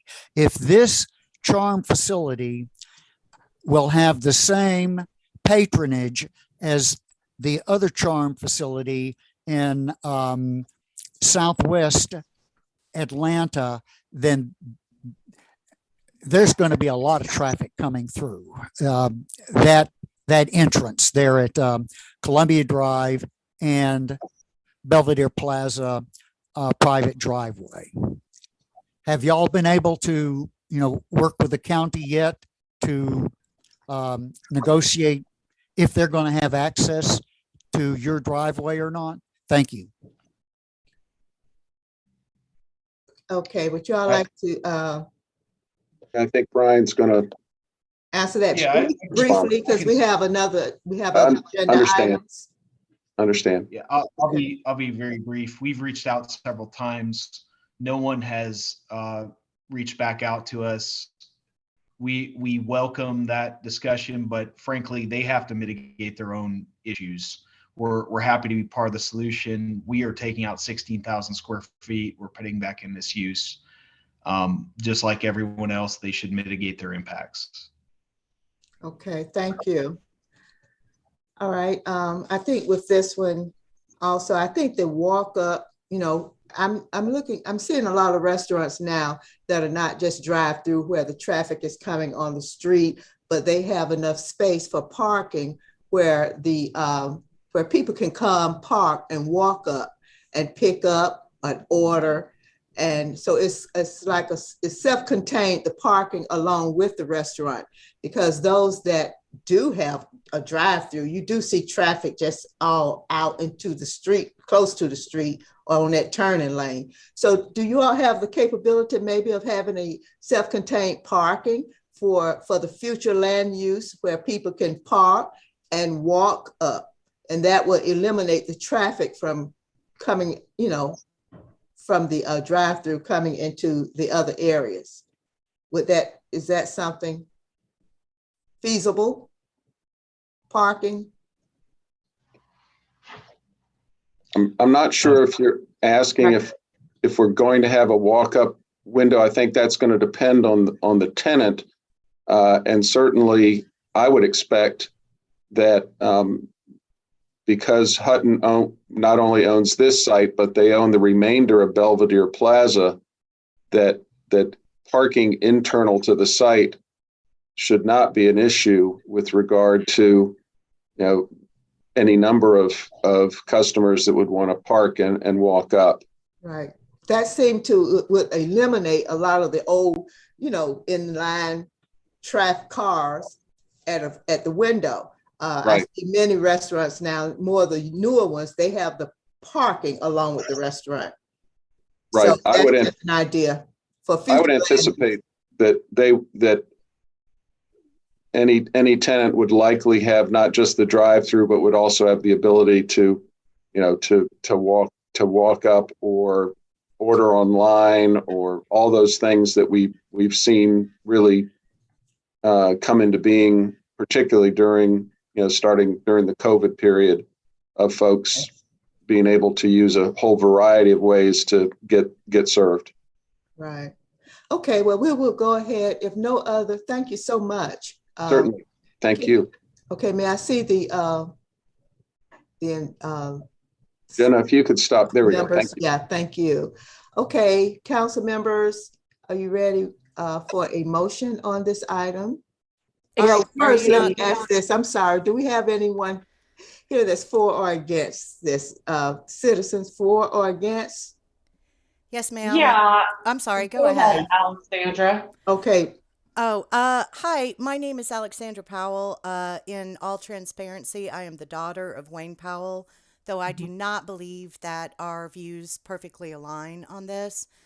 I am in extreme opposition to this development and use.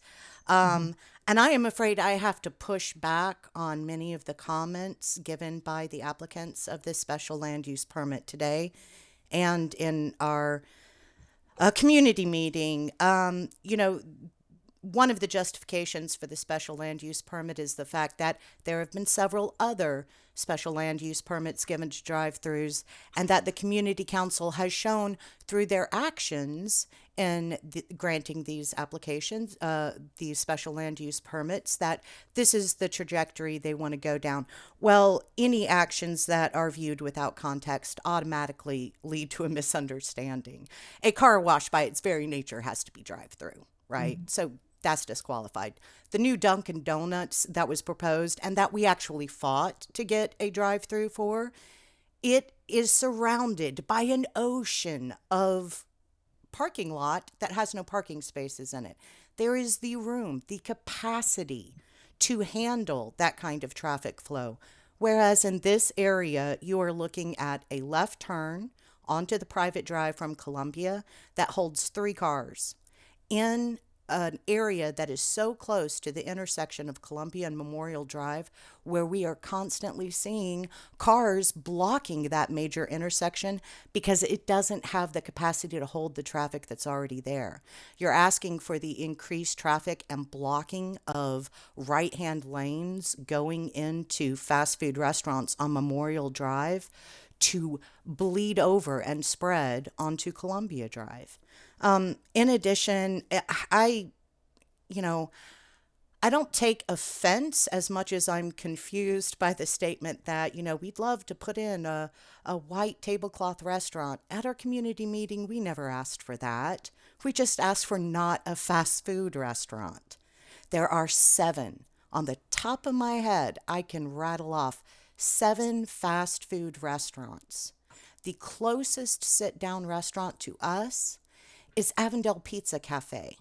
Why can't Belvedere Park have a sit-down restaurant? Why do we only get fast food restaurants? And the idea that they have to do this or nothing doesn't sit well with me. It's like, hey, let us do this, or you're just going to end up with this blighted property.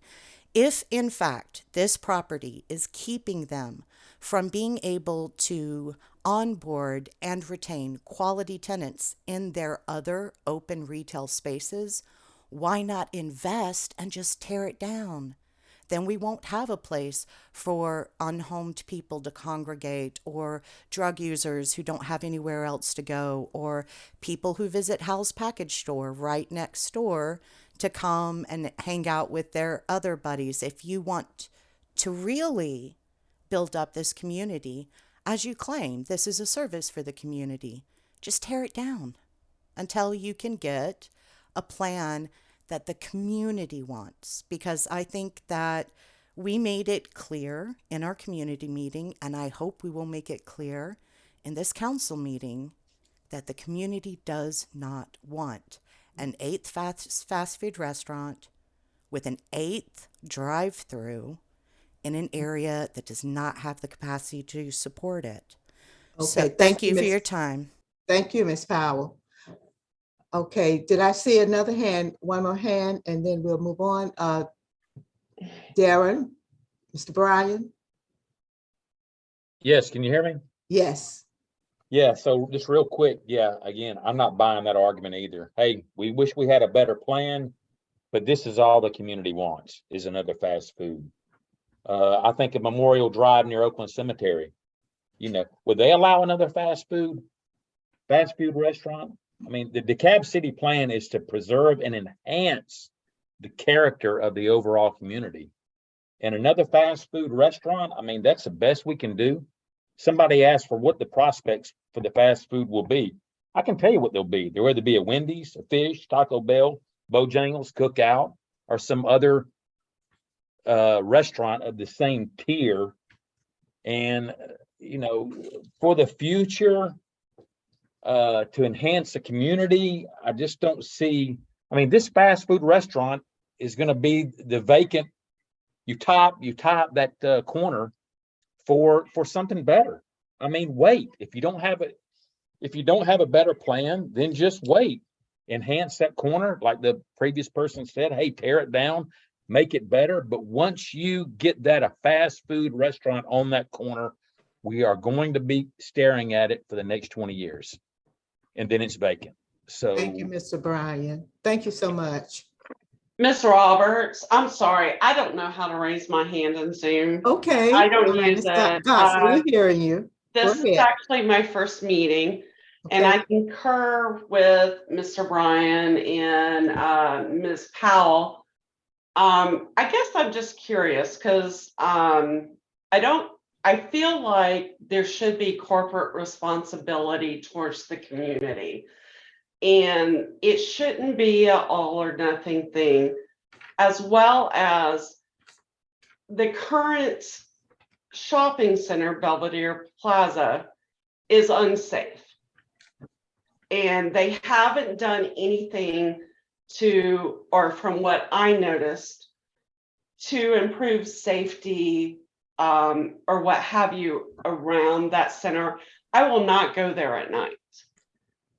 And so my thing is if they're going to put another fast food restaurant, other than putting bars up and it being totally unwelcoming to anyone, what are they going to do to invest into our community and provide safety for the customers that are going there?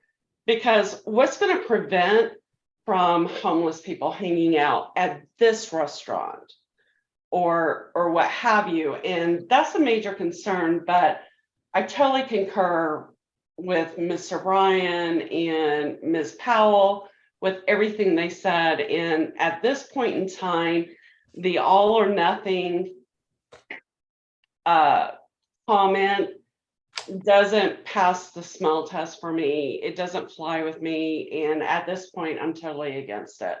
Okay, thank you for your comment, Ms. Godfrey. All right. Okay, I see some more, but we're gonna have to 1 minute or half a minute comment. Miss Lee, unmute yourself. Hi there. Yes. Okay, This is very also my briefly. first meeting. I just have a question, and it's because I'm pretty naive, and this is my first time joining this type of meeting. If this were not to be developed, and I know that other people mentioned why not just tear it down and leave it like that, where is the money coming from to tear this dilapidated building down?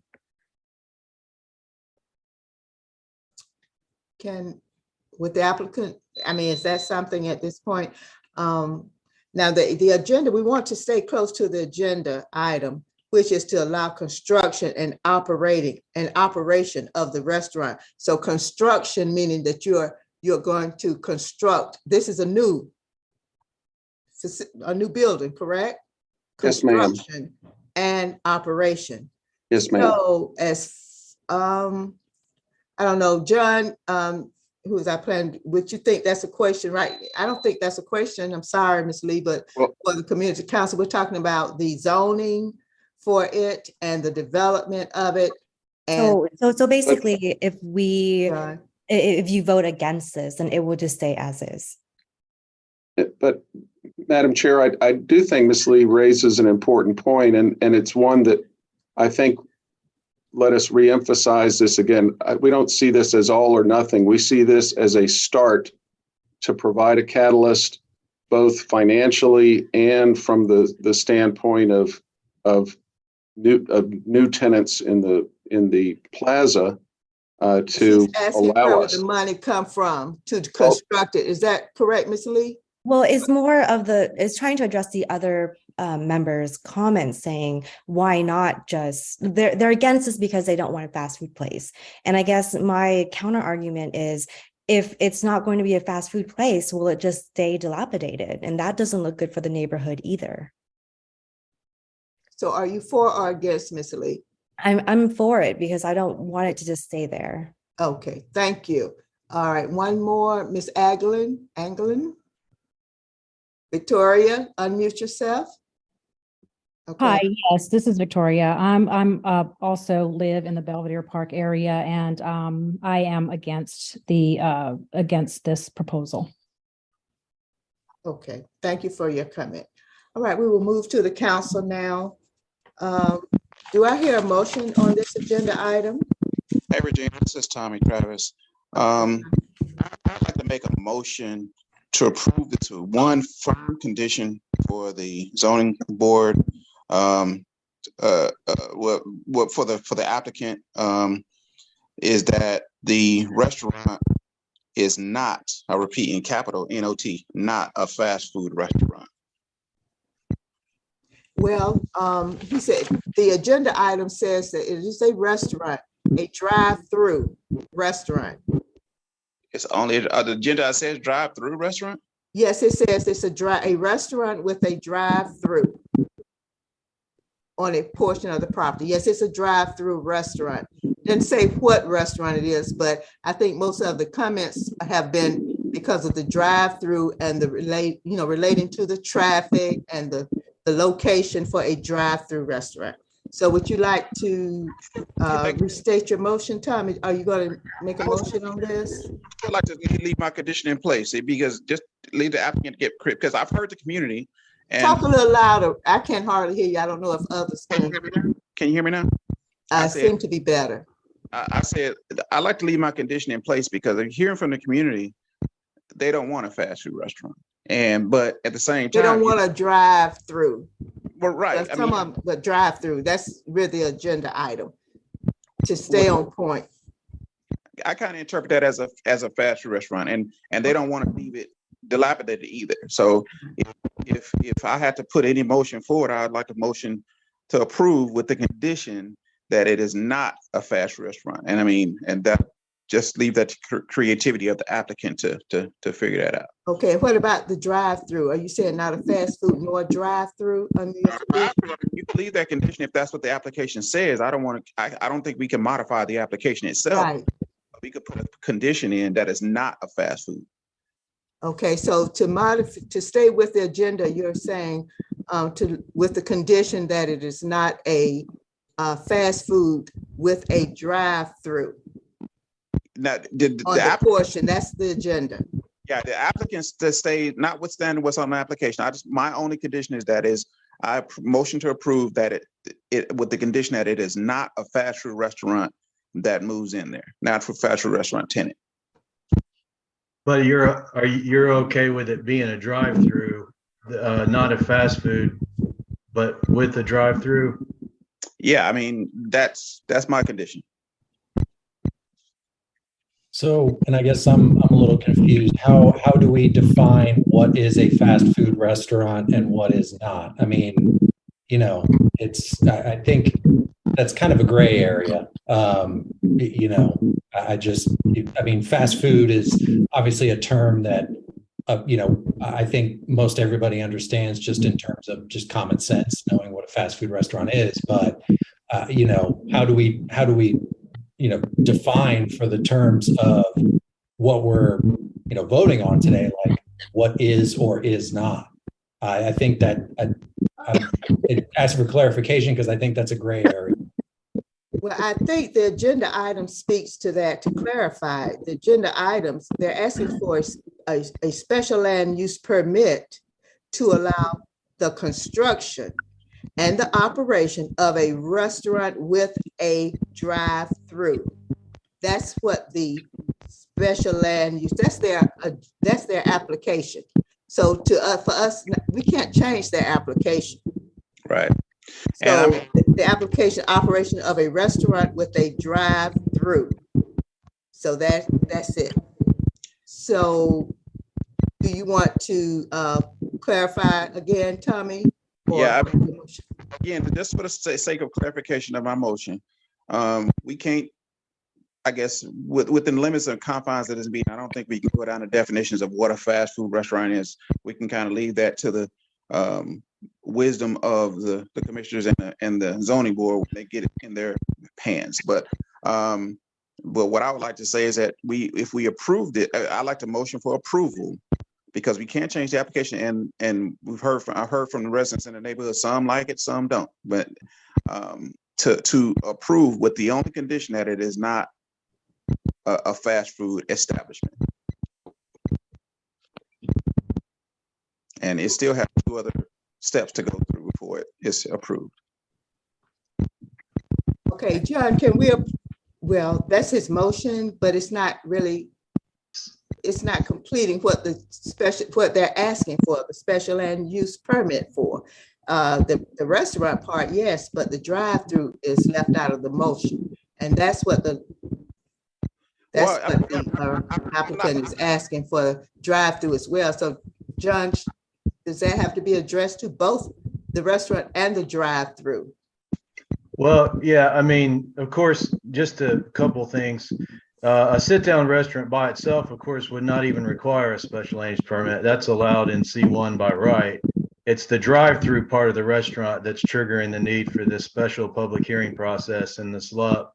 And so and the application is for a drive-through, I guess it's just if the community council agrees that you can have you can have a drive-through restaurant that's not fast food, then someone will second it, and then you can take a vote on it. I guess that's the question is if you guys as a whole think that you can have a restaurant that's a drive-through but is not fast food. So let me make sure I'm understanding correctly. So as it stands currently, without doing or changing anything, if they want to put just a normal sit-down restaurant there, that can be done without changing. Yes. In the C1, yes. It's the drive-through that triggers the need for the special land use permit. Okay. That's the reason why I make the motion. But it's not a fast food restaurant. I mean, if I had time to enumerate all the fast food restaurants, I would, but I think we kind of gotten off of it because we talked about fast food, but the application does not say it's fast food or whether it's whatever. It doesn't say, it just says a restaurant with a drive-through. It may not be fast food. They may have steaks and all that good stuff. And that would not be a fast food restaurant. But the key is it's a restaurant, what this says, a restaurant with a drive-through. I think the drive-through is attached to the restaurant. That's what we're having to consider for the full motion. You have to include it all. So how do you want to say your motion, Tommy? I repeat, my motion is to approve this motion for a drive-through restaurant with the only condition that the restaurant that takes residency is not a fast food restaurant establishment. Okay, it has been motioned that it's approved for the drive-through restaurant as long as it's not a fast food restaurant, right, Tommy? I'm sorry? Yes, is that your motion? Yes, that's my motion. Okay, is there a second? Is there a second from any community council member? Okay, John, if we don't get a second. Then the motion fails. is dead. Okay, the motion fails and there's someone makes another motion. Okay. This is Robert. I'm sorry. Can I make a motion to deny? Okay, I second. Okay, it has been motioned and second that the agenda item N620230339 be denied, and we will vote on it. Okay, Pat, Craig. Yes, denied. Regina. I'm sorry. Yes. I have a discussion about this. We have a motion second. I have a quick discussion about this. I just want to make the community council and the community aware. Tommy, you kind of choppy. I'm speaking directly into the microphone. Can you hear me? Okay, let's keep trying. Okay, go ahead. I just want to make the community council and the public aware that with this motion to deny, it's just denying here at the community council. The application will move on to the zoning board and then on to the commissioners back to the planning commission and on to the commissioner if it's approved there. Right. The opportunity to put a condition on it before. If you deny it as is, it'll go to the next step as is, and thereby limiting our opportunity to put any kind of conditions on it. Well, I think the conditions, well, can I make a, John, you tell me if I'm with this motion thing. Can I kind of clarify and make a motion? That one is dead, what Tommy made. Can I make one? Well, the only thing is, I think Robert Murphy. Robert made- already made, yeah. Okay, Robert. Yeah. Okay, you made a motion after Tommy. And can you restate your motion? Oh, you're on mute. Mute. Unmute yourself. Yeah, it was to deny. Okay, now his was to deny without conditions. And then you seconded, right? Yeah, but Tommy was saying about adding conditions, which I'm fine. You on can that. you can ask Robert who made it if he's amenable to conditions. Okay, or Robert, whatnot. can you make deny with the condition that the restaurant, you're denying it under the condition that the restaurant not be a drive-through? Would that be, in agreement? That's not it? No, I don't think so. Okay, you want to straight out deny? We can place conditions only on a motion to approve. Okay. Right. Okay, That's correct. Denied it, and Yeah. I second. So it'll go through, like I explained at the beginning of the meeting. I mean, we're the first one. It's going through planning and to the Board of Commissioners. Yeah. So we'll leave the motion as is, denied. And am I correct in that whether we approve or deny, it goes to the planning commission anyway? Right. It's just it's just we're on record either supporting it or not. Right. So Okay, we so the probably motion just need to stands go what through the Robert vote. said. The motion stands for first, the motion and second stands for denied. Now you take the Okay, vote. yes, take our vote. Okay. And I just want to let you know that I had come in. I was a little late. This is Oh, Nettie. right. Nettie is here, John. Oh, gotcha. Okay, thank you. All right. Okay. All right. Pat, unmute yourself. Please. Pat. Yes, I'm here. I'm so sorry. That's I'm okay. I'm at my mom's and she's not well. Oh. Oh. Okay, are you for the motion or against the motion to deny? To deny. I'm for denying. Okay, Peggy? Yay. Nettie? Yay. Okay. Robert? Yay. Wayne? Yay. Okay, yay for me. Tommy? Unmute yourself. I vote against motion to deny. I think this is not a great opportunity. We should have opportunity to put conditions on it. I vote no against the denial. Okay. All right. Is Willie Pringle in? I didn't know if he had come in or not. I didn't see him. I don't think he's in yet. All right, 1, 2, 3, 4, 5. So 3, 4, 5. So it's 6, 1 and 0. Motion to deny passes. Okay. And that is going forward to the Planning Commission as a recommendation, and then the Board of Commissioners makes the final action. Right. Okay, thank you. Thank you for your time. Thank you. All right, our next and last agenda item is there's a, let's say, zoning change along with a special land use permit. So I will combine them. The zoning is N7 2023-0340, and the special land use permit is N8 2023-0341.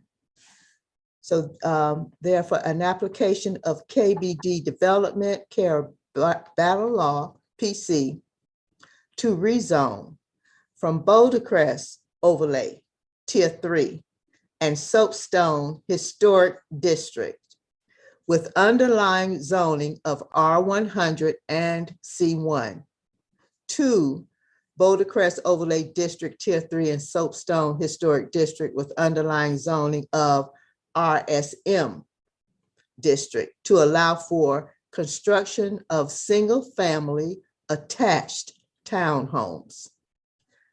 Okay, and the special land use permit is the application by law for a special land use permit to allow the construction of a single-family attached townhomes in the Boulder Crest Overlay Tier 3 and Soapstone Historic District with underlying zoning of RSM. If approved, it will be RSM District.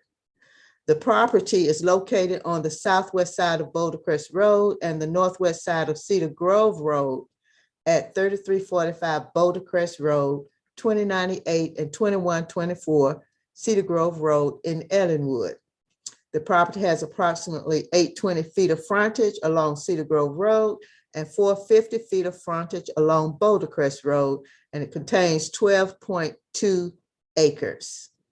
Okay, it's the applicant here to speak. Good evening, council members. Can you all hear me? Yes. Yes, Josh. Okay. Hey, yeah, so it's Josh Mahoney again, Battle of PC 3562 Habersham, North Lake in Tucker, Georgia. I'm here this evening to speak on behalf of KBD Development. I am joined, however, by Chris Davis, who's a representative of KBD, as well as Martin Kipp, who's with PEC, who helped us out with the site plan. So council members, this is a new matter before you, so I do have a short presentation that I'll run through just to bring you up to speed. Can you all see this screen? Yes. Perfect. Okay. So here's the property. It is located just off of Boulder Crest and Cedar Grove Road, near the corner, right where Boulder Crest and Cedar Grove Road meet, just behind the kind of commercial node that exists there now. There's a kind of a gas station, an auto store, and a barbershop. And then over this way, there's a motorcycle club as well.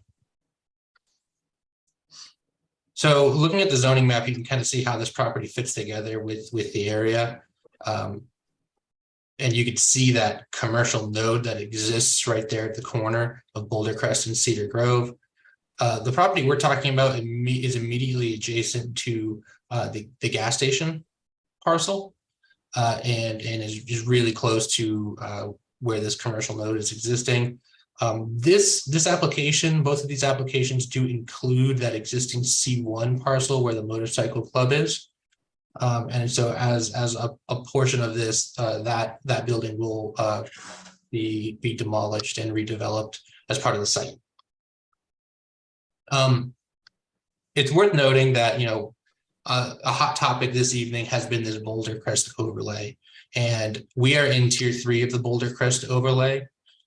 So you all are probably aware, having dealt with this a couple times just this evening, that the Boulder Crest tier 3 is the tier that kind of includes some of that commercial, some of that mixed use, that is really looking to create a town center by providing for a compatible uses that are near the existing single family. So I went to the code, I grabbed this. This is the actual goal and intent of that tier 3.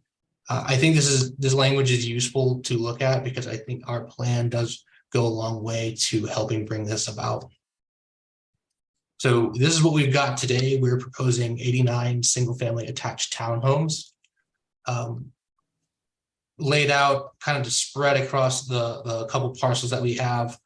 We have a lot of green space, and if Chris Davis, you'll have to correct me if I'm wrong, but I believe that this green space is actually meant to be public green space. So folks from the communities will be able to use the sidewalks that we'll be building along Boulder Crest and Cedar Grove, as well as the trail system internal to our site to access some of this green space and enjoy that as well. I already mentioned that the sidewalks along Cedar Grove Road are coming and will run all the way down to this kind of cut through road here called Clark Street. And so what this does is it sets up a kind of makes this area ripe for some new businesses to come in, so that, you know, maybe someone can occupy this corner lot here, and the folks from the community can use this sidewalk that we're building to access that without having to drive their cars. They can just walk there and enjoy the businesses that come. And with this sidewalk connecting this space, this commercial node to this parcel, you start to get some of that mixed use kind of character built into this corner. And that, I believe, really furthers the goal of the Tier 3 overlay to bring about a mixed use kind of feel. And it also kind of helps with the future land use. So the parcels that the townhomes are on, this is a suburban land use, but this node over here is actually a neighborhood center land use, as well as the parcel where the motorcycle club is. These are neighborhood center land uses. So these parcels kind of fit in between these neighborhood center parcels and the adjacent suburban parcels. That really makes these couple parcels prime for some sort of a transition between the existing commercial uses at the corner and the abutting single-family detached homes to the north. Having this single-family attached product in between the commercial and the single-family detached certainly goes a long way to serve as that transition, that kind of step down in intensity as you move away from the C2 zone parcels to the R100 zone parcels. Something like this in between there really makes a great buffer. And the way it's laid out with the public parks as well provides an amenity not just for the future residents of this community, but for everybody. I do want to take an opportunity to point out that we did have a chance to meet with the transportation department, and they shared with us some plans for the road redevelopment. So Cedar Grove Road is actually up for some redevelopment, and what they told us was that they're looking at putting in these, they're called easeabouts. And the way they work is, as you're driving down Cedar Grove Road here, you would approach this kind of a median. What was that, John? Oh, sorry. I was just noting something on the plan. Go ahead. Sorry, I didn't mean to interrupt you. As you're driving down Cedar Grove Road, you would kind of approach something of a median with a green space in the middle, and then you would kind of bump out. It's not quite as intense or extreme as a traffic circle, but it is there to help calm traffic a little bit so that folks aren't flying down the road. So I did want to take a moment just to explain why we're doing a special land use permit and why we're doing a rezoning. For those of you who are privy to the zoning code, you may have noticed that in the zoning code, in the Tier 3 overlay, it says that townhomes are actually permitted. It says that townhomes are permitted in any residential zoning district within the overlay. In working with the planning staff, we found that the version of the code that is on Municode may be a little outdated. What's actually required is in the overlay, townhomes are permitted with a special land use permit, which is why we are applying for the special land use permit. But we're also applying for the rezoning because the one parcel where the motorcycle club currently exists is zoned C1. And in order for us to include that parcel in our development, we would have to rezone it anyways.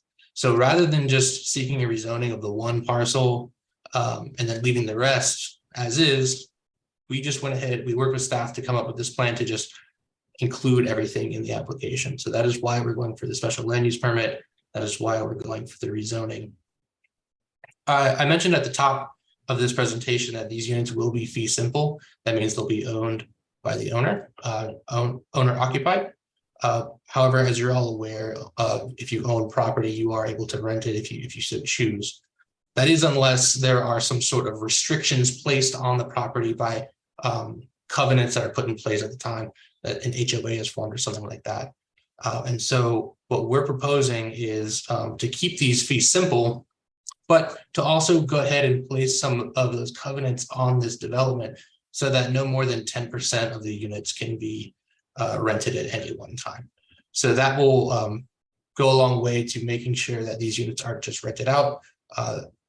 Property owners will be living here. I think with 89 units total, I think that comes to, I'd probably round down to 8 units being rented at any one time at a maximum. And then lastly, we did just get a question about this one time, so I went and threw it in. This will be a gated community. So the main entrances, the one on Cedar Grove, one on Boulder Crest will be gated. And that is all I have for you all this evening. I mentioned Chris Davis is on the line. I think at some point he's going to want to speak. So if we can give him that ability so that he can speak a little later on, I would appreciate that. But with that, that's all I have. I'll welcome any questions that you all have for me. Okay, thank you. All right. Now we're going to go to the council.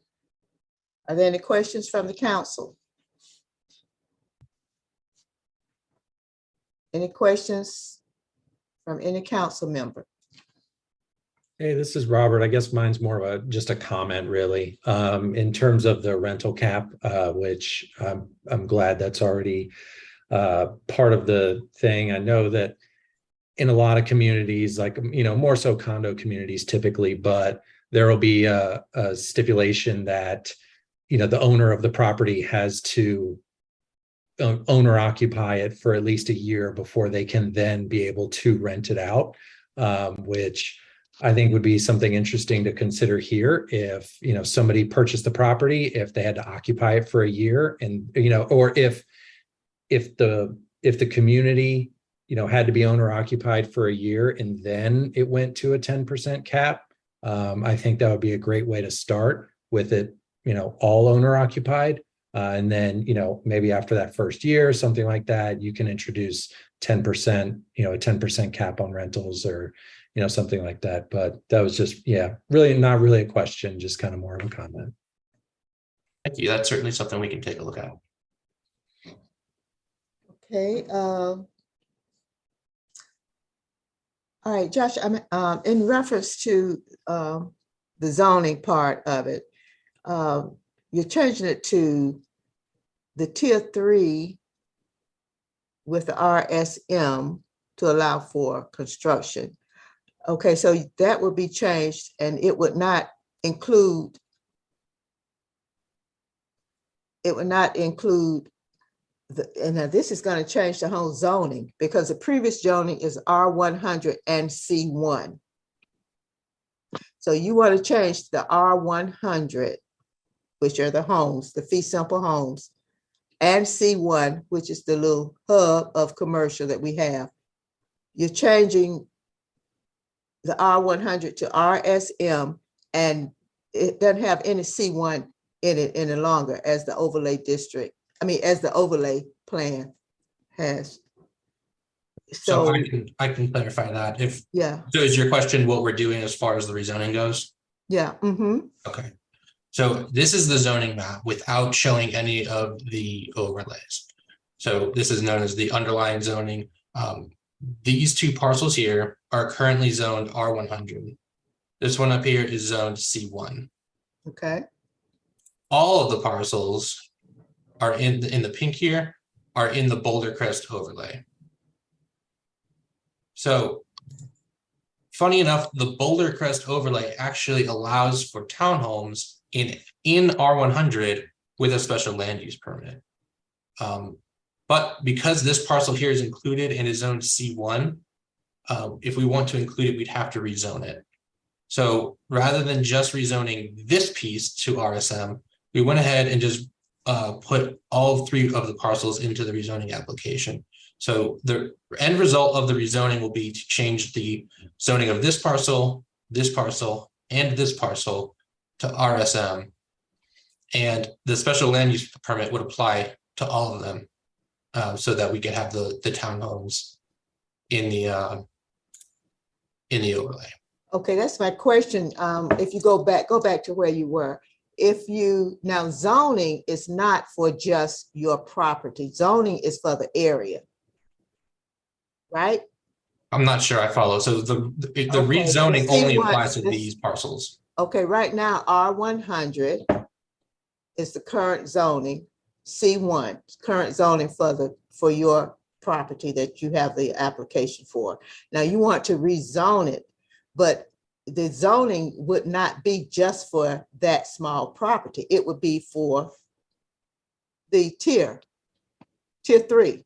Is No, that ma'am. John? I guess So- I should ask John because, I just go by, what it looks like. I understand. So I ask questions, but I don't want it, John, if he changes this this R to R100 to RM and the C1, take it off, will it just be for this property or for the zone? This is in zoning. Can you zone just for the property that he's talking about? Yeah, I mean, because what it is, like he said, he's got 3 parcels involved as that they own, and they're trying to rezone it. And Rezone one of all them, 3 just the properties, not the right, out, like the Smithfield and over here in the Cedar Grove, the other properties around, it would not affect their zoning. right. He's only trying to rezone just those 3 parcels. 2 of them are zoned R100 and one of them zoned C1. But note that all 3 properties are in tier 3 of the Boulder Crest overlay. And the reason that the special land use permit's required is because those 3 properties abut the single family subdivision. That's why the special land use permit's required. And, So, Madam Chair, I think I understand your question. And what I think you're asking is, will changing this change the regulations on all of these parcels in the area? Everything in the overlay? And the answer to that, tier 3. That's right. So the answer to that question is no. The overlay will remain unchanged. The parcels within the overlay will not be affected by this rezoning, or the rezoning won't apply to those parcels in the area. It'll only apply to these parcels that I have outlined here in orange. Okay, that's more clarity for me on that. Thank you. Of course. Okay, any other council members have a question or concern? Okay, no council members have any other questions. Okay, well, we will go to the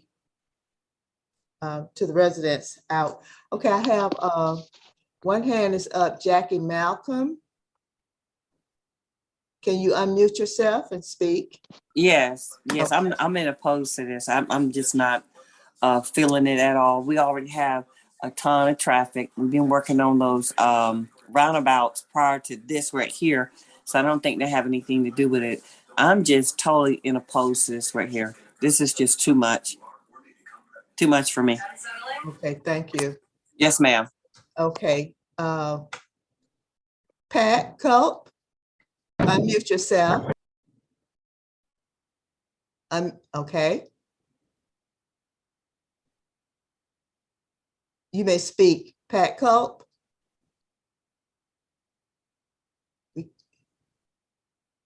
We can't hear you. I'll come back to you, Pat. Okay, Mr. Bryan, Darren Bryan. Yes, can you hear me? Yes. Yeah, so, I mean, yeah, Boulder Crest Road, you've got all this development, additional traffic, 2-lane curvy road that you almost get killed on coming from that Cedar Grove to 285 and Boulder Crest.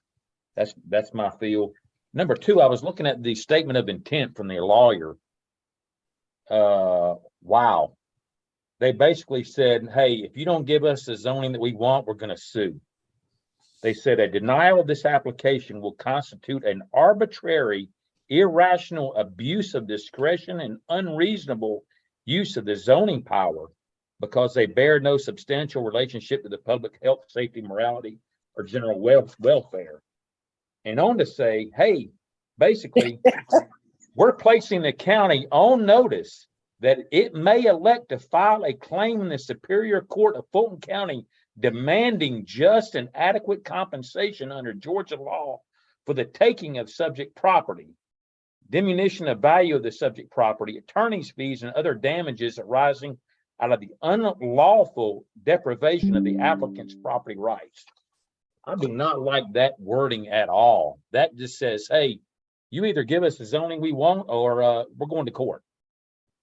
So, Madam Chair, I don't want to intrude too much on the community's chance to speak, but I would like to address this comment. It is one that we have received a couple times.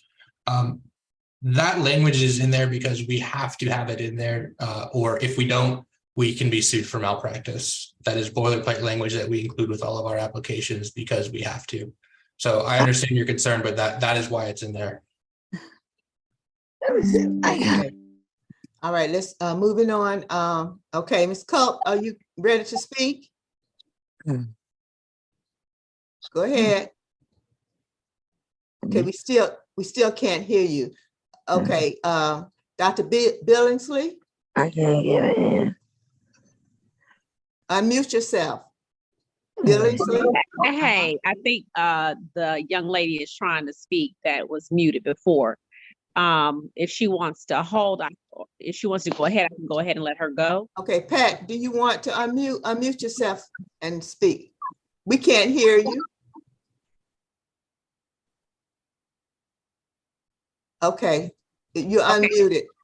It's still not working. Okay, there are a lot of people here to speak on this agenda item. So go ahead shortly, Ms. Go ahead. I'll go ahead, Regina. Mr. Mahoney and his affiliates gang have been very busy in the Boulder Crest, Cedar Grove area in South DeKalb County. And once again, it still remains that we do not have the transportation infrastructure in South DeKalb County. That's number one. Then number two, this property that you're trying to squeeze these units in is extremely small. So we're speaking of oversaturating not only with homes, but with transportation.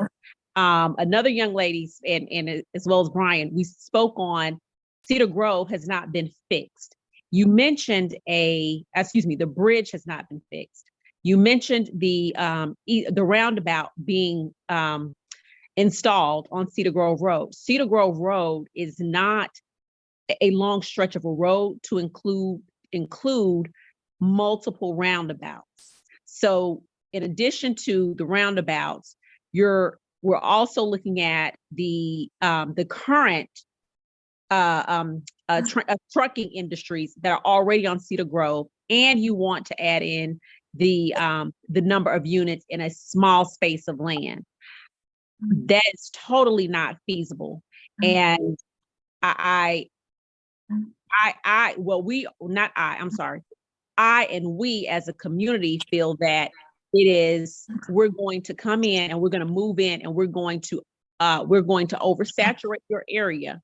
And then you all work on building a multi-use area for yourselves. Thanks, Dr. Billingsley. Okay, Ms. Rigsby? Unmute yourself. Got a lot of problems with this. I'm glad that he listened to us from earlier discussions, but that is not what he's proposing is not a mixed use community. You know, the overlay specifically talks about mixing residents and some nice amenities in there. As a matter of fact, the corner that he's talking about, there is going to be a roundabout there, one that was first proposed as early as 2005, 2009, and we've gone through, yes, there's going to be a roundabout there to kind of stop the truck traffic, start some of the heavy traffic that we get in the area. But the place that he's even talking about, that's C1 that he wants to do away with, that's one of the few places that we can have any type of shops, or et cetera. We had a meeting recently, I said Ms. Culp had a meeting recently where they talked about, well, maybe we could develop some shops there. That would wipe that away.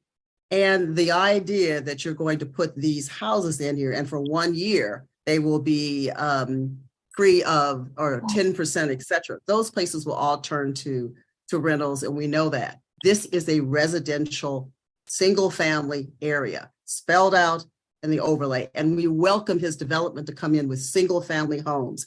We welcome his development to come in with some amenities there, have a nice shopping and the area.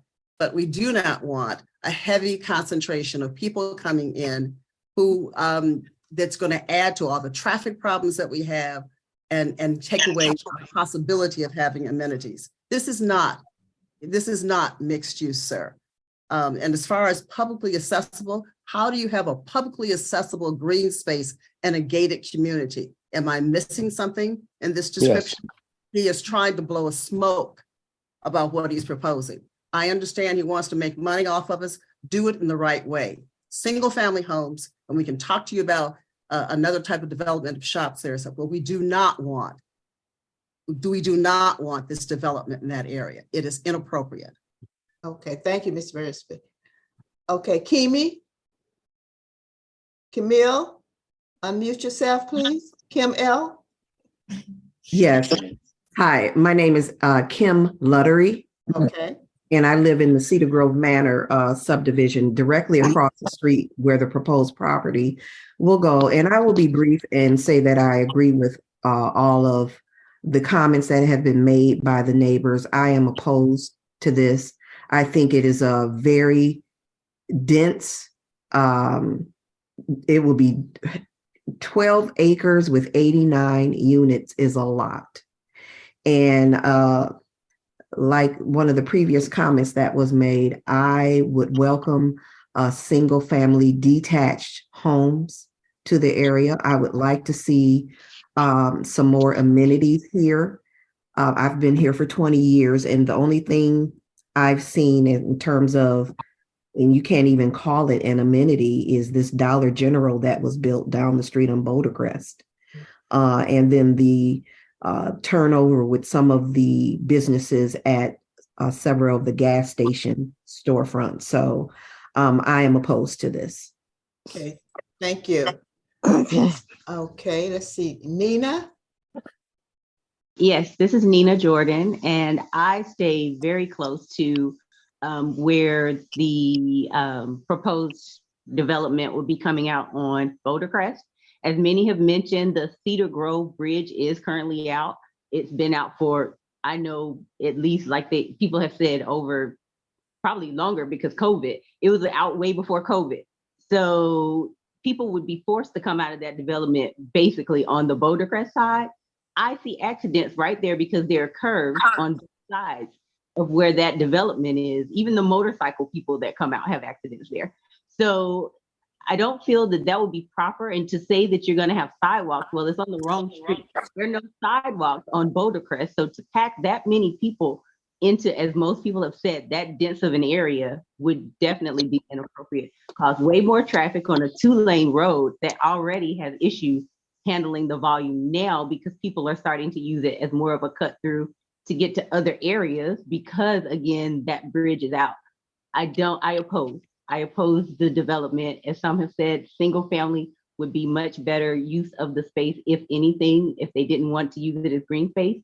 But I don't think that 89 tenants, which would probably double and, like some have said, become rental, is the appropriate use for that land.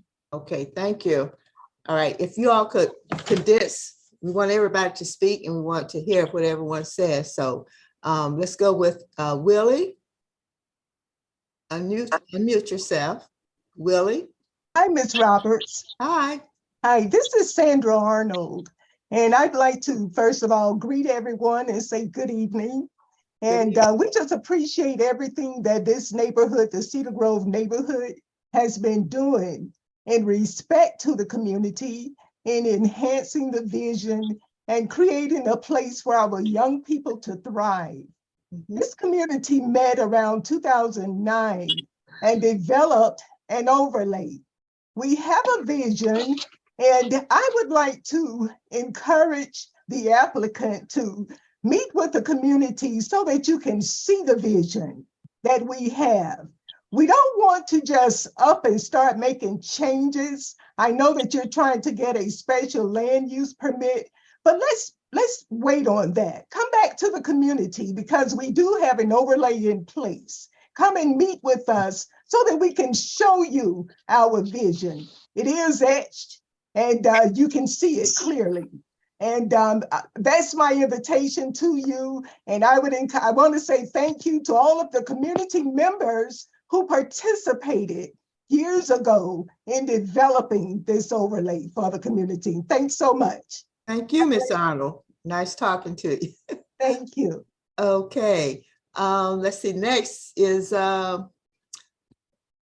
Winfrey. Unmute yourself. Yes, hi. I would just like to say that I do live in the area of Cedar Grove Road, and it has been a disservice with the bridge being out, going towards Moreland Avenue, as well as for a while the other bridge was out going towards Moreland Road, also from Conley, East Conley.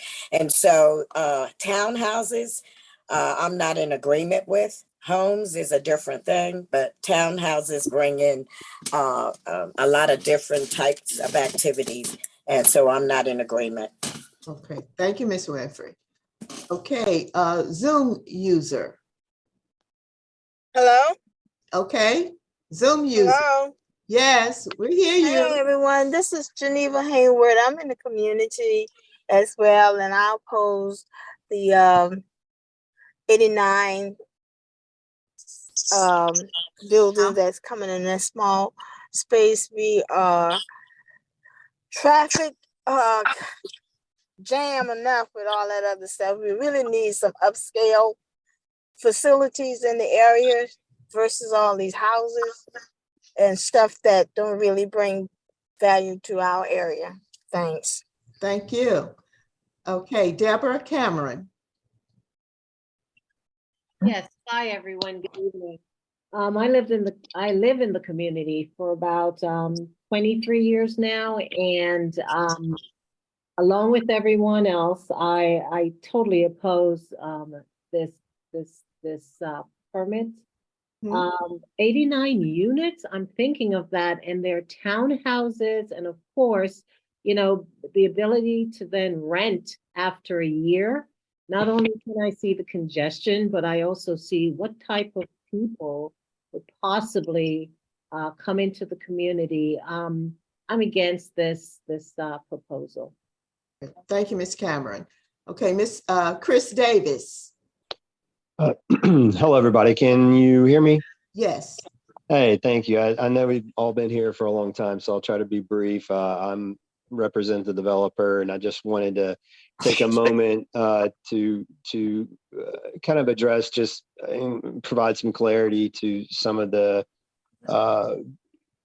comments and presumptions. I think a few things have been said, and I think it then has been taken as fact, and then kind of how the rumor just kind of rolls from there. But I wrote some notes here, but just, you know, the rental thing with 1 year, I'm not sure where that got started. There is no 1 year rental situation. I think one of the council members just had mentioned that in the beginning as a good idea. Our plan is to make a 10% cap as a permanent cap in the HOA. So that's you know, not something that would go away. The rental ban would stay in place permanently, up to 10% for sure. The next item is, I think there's been some mentions of the number of units. I just want to provide some perspective on where we are in terms of density. Again, we are following the overlay guidelines. We're not going outside what the overlay is requiring. The density in the overlay is 0.5 floor area ratio, which I know is kind of foreign. But what we're proposing with the 89 units is 0.3. So, you know, as a proportion, we're just slightly over half the number of units that the overlay would otherwise permit. So we have worked hard to bring the number of units down, and just, again, to provide some perspective. We have, again, worked with the community. Our neighbors went out, or I'm sorry, letters went out to neighbors within 1,000 feet as required. We did hold a neighborhood Zoom meeting. We did field some questions. As is normally the case, there is some concerns about congestion, which is why we have met with Georgia Department of Transportation. We did make some alterations to our plan based on their recommendations. So again, in an effort to appease them and make their current and future improvements easier.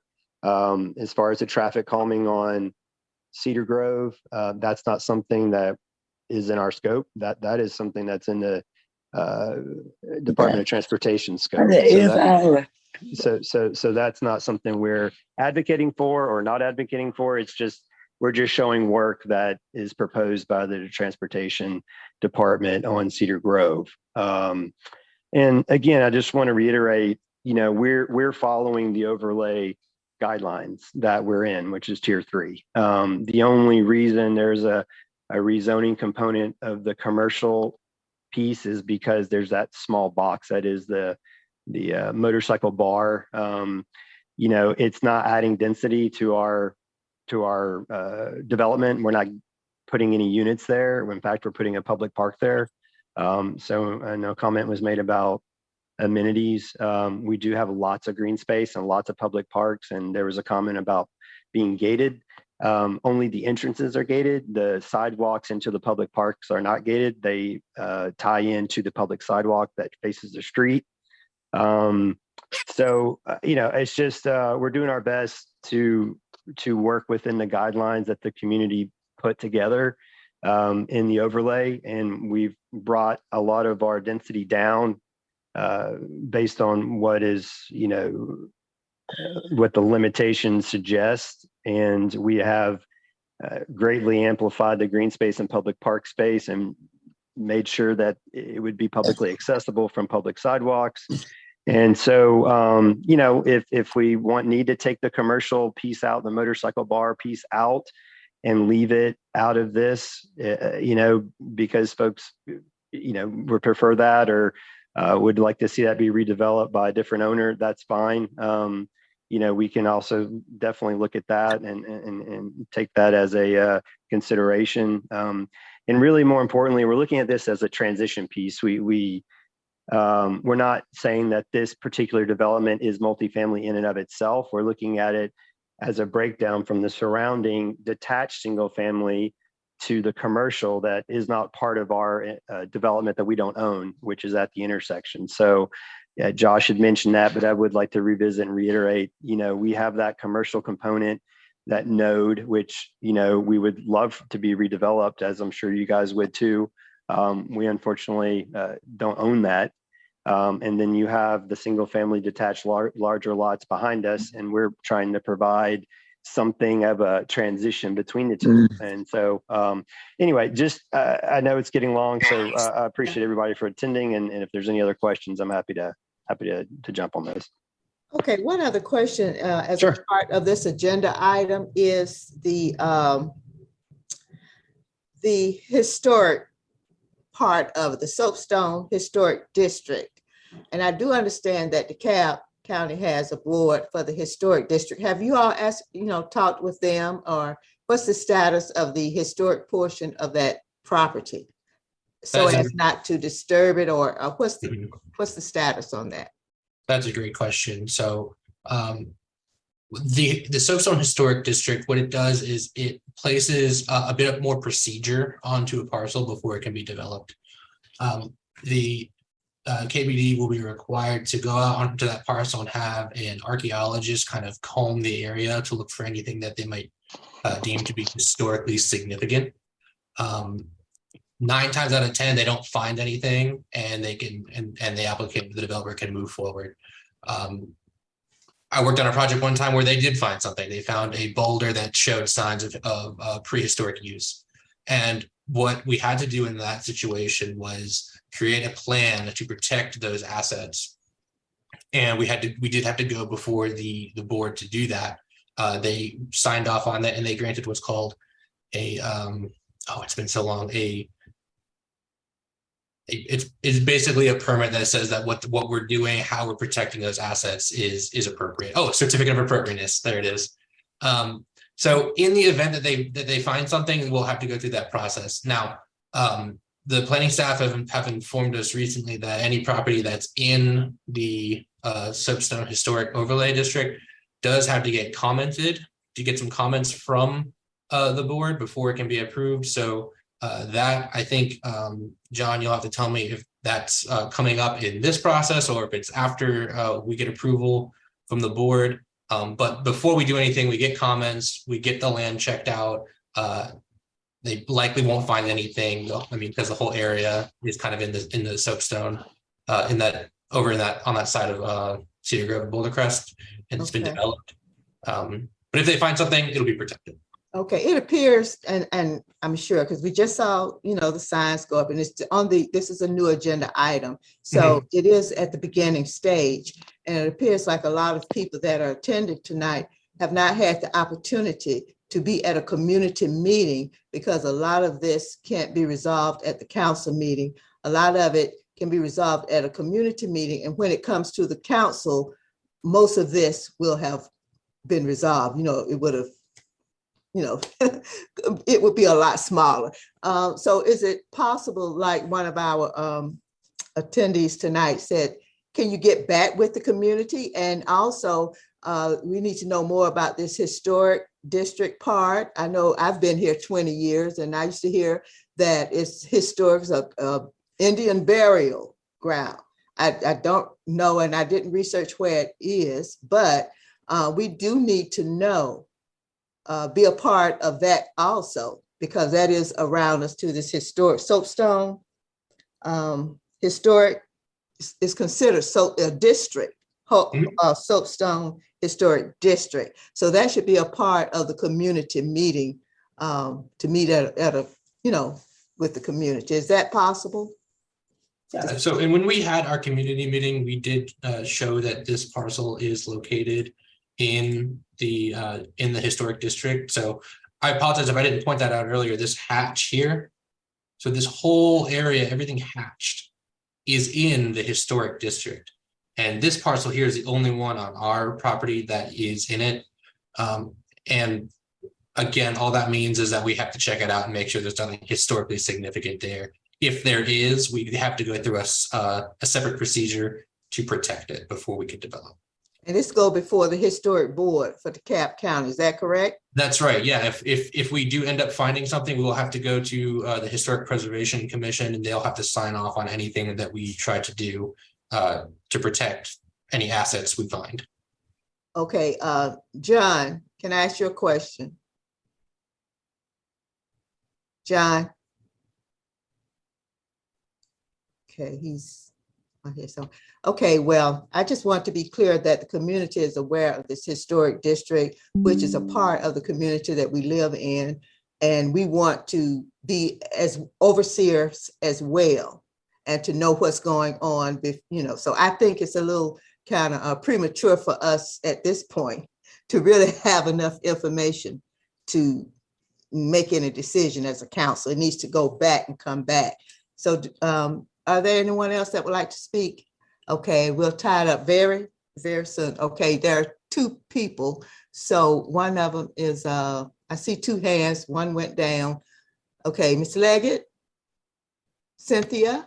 Yeah, this is Elizabeth Healy again. I just want to say I'm very much against this. And it's going to decrease the quality of our life with more pollution, with things that don't fit our vision. It's going to decrease the property values. We don't have the transportation infrastructure. Boulder Crest was supposed to have been done over like Candler Road years ago. DeKalb County has lagged in taking care of Boulder Crest and Cedar Grove. Cedar Grove Bridge was supposed to have been corrected over 3 years ago. And you're talking about putting up 90 properties or 89 properties right there where Cedar Grove. You can't go down Cedar Grove to get on Moreland Avenue, which is what most people did. So now we have to go on Boulder Crest, which should be 4 lanes, not 2 lanes. Plus you got the big rigs going up there because they can't go the way they used to go, which was Cedar Grove to Moreland. So you're going to bring all this congestion in here? It doesn't even begin to make sense. Okay, thanks, Cynthia. You're welcome. Okay. Anyone else? All right. Now we will go back to the council. Do I hear a motion on this agenda item? Is there a motion for? Hey, this is Robert. I'll make a motion for deferral. Okay, is there a second? I second that motion. And with it, Tommy? I second that. And I also want to urge the public and to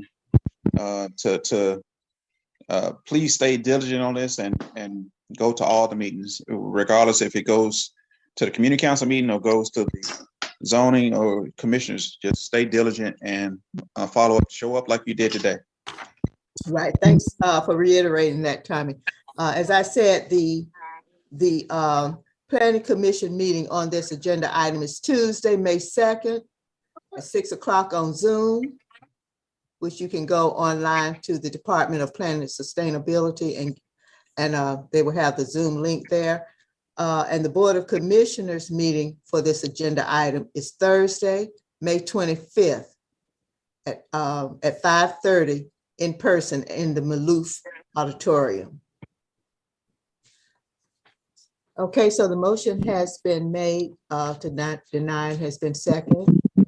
No, it's for deferral. Yeah.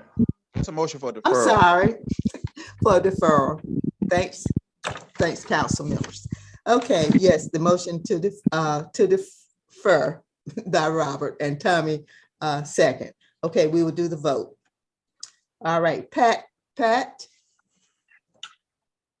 Craig, you're here. You need to unmute. Okay, I'll come back to Pat because I know she's Peggy. Yes. Okay, Nettie. Yes. Right.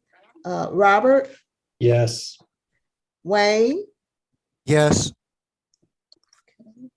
Tommy. Yes, yes. Okay, and yes for me. Okay, I got 6-0 for deferral. Okay. All right, and like I said, community meetings, they're always important. It's always good to get back with the community because I think a lot of attendees was not able to attend the one that you've had. So maybe you need to open it up a little bit because I know Cedar Grove Road, there's a lot of residents there, and I don't think they were even aware of a community meeting. I see the Smithfield. I don't know if they were more aware because it's adjacent to the property right back, but it's impacting all of these residents around here. So, Excuse me, John. John, it's Jasmine. Can you explain the Soapstone Historic District requirements real quickly? They had a question about that. Yeah, that's an archaeological overlay. They have to get with the historic planner and see if they're, I guess, do an assessment to see if there's any possible archaeology significance there. And probably David Coulson is the historic planner, and he'll probably be looking into that. So if it's seen that might have some historical significance, they might have to take some time to dig around and see if there's anything there. If not, then it will just, you could just proceed forward through the normal process of permitting. okay, John, is this something that the community can also have information on from the planner with the historic? I mean, how will they get the information to know what's well, the in their Soapstone community? Historic is in the zoning ordinance. That's one way to read about it. It's more applicable at the development stage, regardless of what it's zoned, whether it was commercial or residential. It wouldn't matter. Any property in this overlay that's Soapstone, there would have to be, the historic planner would have to decide if this area is potentially significant for archaeology findings or whatnot. So They probably could talk to David Collison. He might be a good resource on that. I just know the generalities of it. Okay, he's one of the planners. Yeah, Right. he's a historic planner. He's in historic preservation. He might be a good contact. And his last name again? Collison. Coleston? Cullison. There's also a historic preservation meeting that is open to the public as well. And it is a monthly meeting that goes out, and they have to have the same signs like they post for the planning commission. So it's gigantic signs posted in front of the property stating there is going to be a historic preservation meeting, the time, and it is a Zoom meeting for them to attend it if they want to speak out. We have not seen the posting from the historic. Has anyone seen the posting from the historic? That happens when they submit the application. But the application is submitted. That's why we're here now. The application. Chair, if I may, the signs for the historic the historic commission would go up in the event that we submitted an application for a certificate of appropriateness and not for rezoning, not for a special land use permit. Okay. And we only make that application if an archaeologist finds something on the site that is historically significant. At that point in time, we would have to submit that application, and then we would have the public hearing where folks from the community can come and voice their concerns on the historic matter. Okay, so for our understanding, when does the archaeologist come in? Are they not tied with the zoning? Are they a part of the zoning, what we're doing now? The archaeologists that would. That's a great question, John. I'm going to look to you on this because I know staff has found that section of the code that says that the Historic Preservation Commission should be allowed to comment at some point. When in the process, that's what. Yeah, that's true. That there is, and Yasmin, you can tell everyone what the date of this thing is, but there is. We did find something in the code that there's two different levels. They're actually at the zoning level.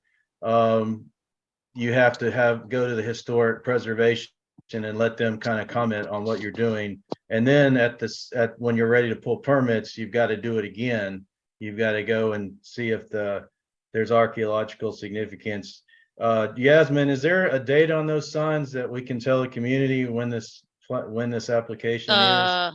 The hearings are usually, give me 1 minute, I'm pulling it up now.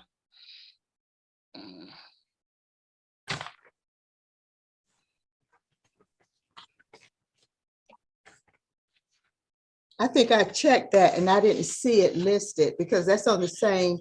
It's Department of Planning Sustainability. Yeah, the same website where we have the community council. Correct. And they're the last one on there, and I didn't see this agenda, this application on their agenda.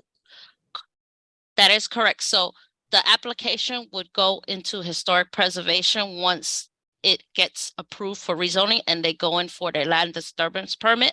That is at the point where the historic preservation would have to comment and they would put their input in there and they would have to apply for the certificate of appropriateness. So because they're just applying for the rezoning and for the SLUP at that time, right now, historic preservation will not do anything until they are applying for their LDP, which is their land disturbance permit. So it's after they're rezoned.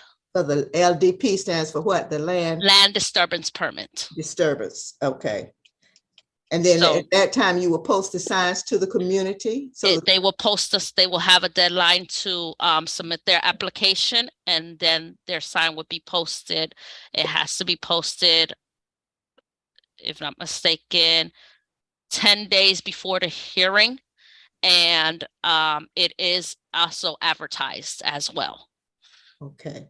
So since this meeting is not until the Board of Commissioner meeting is not until the summer. So based on that, they probably would not go into hearing up to July or August hearing, the July or the August hearing, depending on what the outcome of the Board of Commissioner meeting is. Okay, so the community here tonight will just watch for your sign, for the signs, and that will alert them to Yeah, so participate. correct. So once the Board of Commissioner does their final disposition, then after that is when they will start applying, and then they will see the sign for the historic preservation. Okay. All right. Is there any questions on that? Everybody's together on that part? Okay. Well, we finished that agenda item then for tonight, and we have some text amendments to go through. Yes. We've done one. Thanks for everybody for coming and participating. Now, Deborah, I'm sorry, everyone. Deborah Cameron, your hand is up, but is it just because you haven't taken it off? Deborah. No, real quick, can you repeat when those two meetings will be again? You mentioned a zoning meeting and another meeting, one in May 2nd, I believe. Oh, okay. The commission, planning commission is Tuesday, May the 2nd. Yes. 6 o'clock on Zoom. Yes, ma'am. And then the Board of Commissioners meeting is Thursday, May 25th. And that's 5:30 but this is in person in the Maloof building, downtown Decatur, 5:30. Thank you so much for your patience. You're welcome. Thank you for attending. Thanks everyone for attending tonight. Okay, we will go to our text amendments, which we have discussed. We had one new. Now we have two deferred. Regina, can I ask, is it possible that in an hour, like 9:30, can we move through these quickly? Oh, I would hope so. Yes, we would certainly try to. Okay, the two text amendments. Okay, these are deferred. Okay, we have text amendment 23-1246181. Countywide, it's the application of the Director of Planning and Sustainability for DeKalb County zoning ordinance to align with updates to the state zoning procedure statutes. Amendments include but are not limited to section 9.1.3, defined terms, section 7.1.2, governing bodies, section 7.2.4 public hearings, section 4.1.3 use table, and section 7.5.8 appeals of decisions of the Zoning Board of Appeals. This text amendment is countywide. Okay, who is speaking for this text amendment? That would be me. Okay. Yeah, so this is what I know about this one. This is a deferred item. The state has made some changes to the zoning procedure requirements. And they want all the cities and counties in Georgia to have their zoning codes to align with the changes they've made, which some of them relate to notification. I think instead of 15 days, they want it to be 30 days of notice to the communities. And there's also some definitions they want defined in there. However, it's still being vetted between the law department and the planning department. So it's not, my understanding is it's not complete. So you may want to consider recommending deferral. But that's as much as I can go into it a little more, but in the interest of time, that's the summary of it. I like. Is there a recommendation for? What is a recommendation? Tommy? I like the recommendation for deferral at the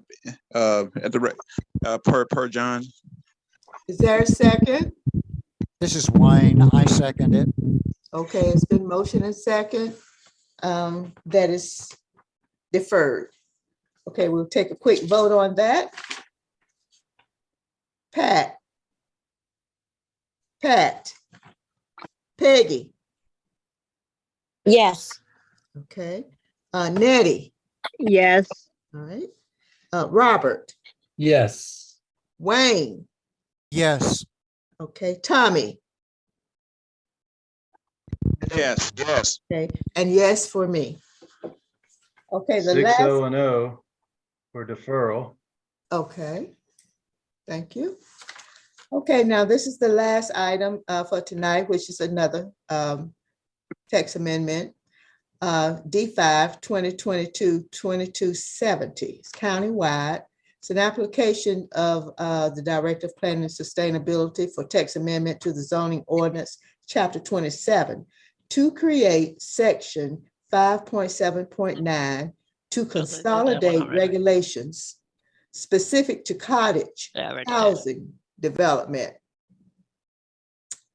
to amend Article 2, residential zoning districts, dimensional requirements for the facilitation of cottage housing development in various zoning districts, to amend Section 5.7.1 detached homes related to cottage housing development, and to revise other applicable sections of the zoning ordinance to accommodate cottage housing development. This text amendment is countywide. Okay, speak on it. So yeah, this one's been deferred, as you know. Since the last time you saw it, I guess due to discussions at the Board of Commissioners, the main thing that's changed is in the single family districts. Originally, this text amendment was going to allow cottage development in the R100, R85, R75 as a permitted by right. They've changed that now to require a special land use permit in the single family districts. That's the main, as far as I know, that's the only change from that's happened since last time. It's for cottage developments, which are smaller homes that up to 2 stories. They're supposed to all be facing around a green or some type of enhanced open space, maximum 22 feet high, and they can go down to 1,200 square feet. They have to be at least 1,200 square feet. Oh, okay, John, this is one that is still ongoing as well and working. Yeah. Mm-hmm. So do you recommend? But it is, referral? Yeah, I mean, it's still being vetted out. Yes. Mhm. So you could recommend deferral if you'd like. And Okay, do I hear a motion on this text amendment? This is Wayne. Okay, Wayne. I make a motion that we recommend deferral. Okay, is there a second? This is Robert. I'll second. Okay, it's been motion and second that we defer item D5 2022-2270. Okay, now for the vote to defer. Did Pat come back on? Pat? Okay. Peggy? Yes. Nettie? Yes. Robert? Yes. Wayne? Yes. Tommy? Yes. And yes for me. 6-0 for deferral. Okay. All right, so we have completed the agenda for tonight. And I want to thank everybody for their participating and assistance with doing this. And if nothing else, guess we'll say good night. Bye. Good Thank night. you. Okay, good night, Good everybody. night. Thanks for attending. All right. Night. Thank you. Good night. Appreciate it. Good night. Good Thank night. you all. Take care. Okay. Good night.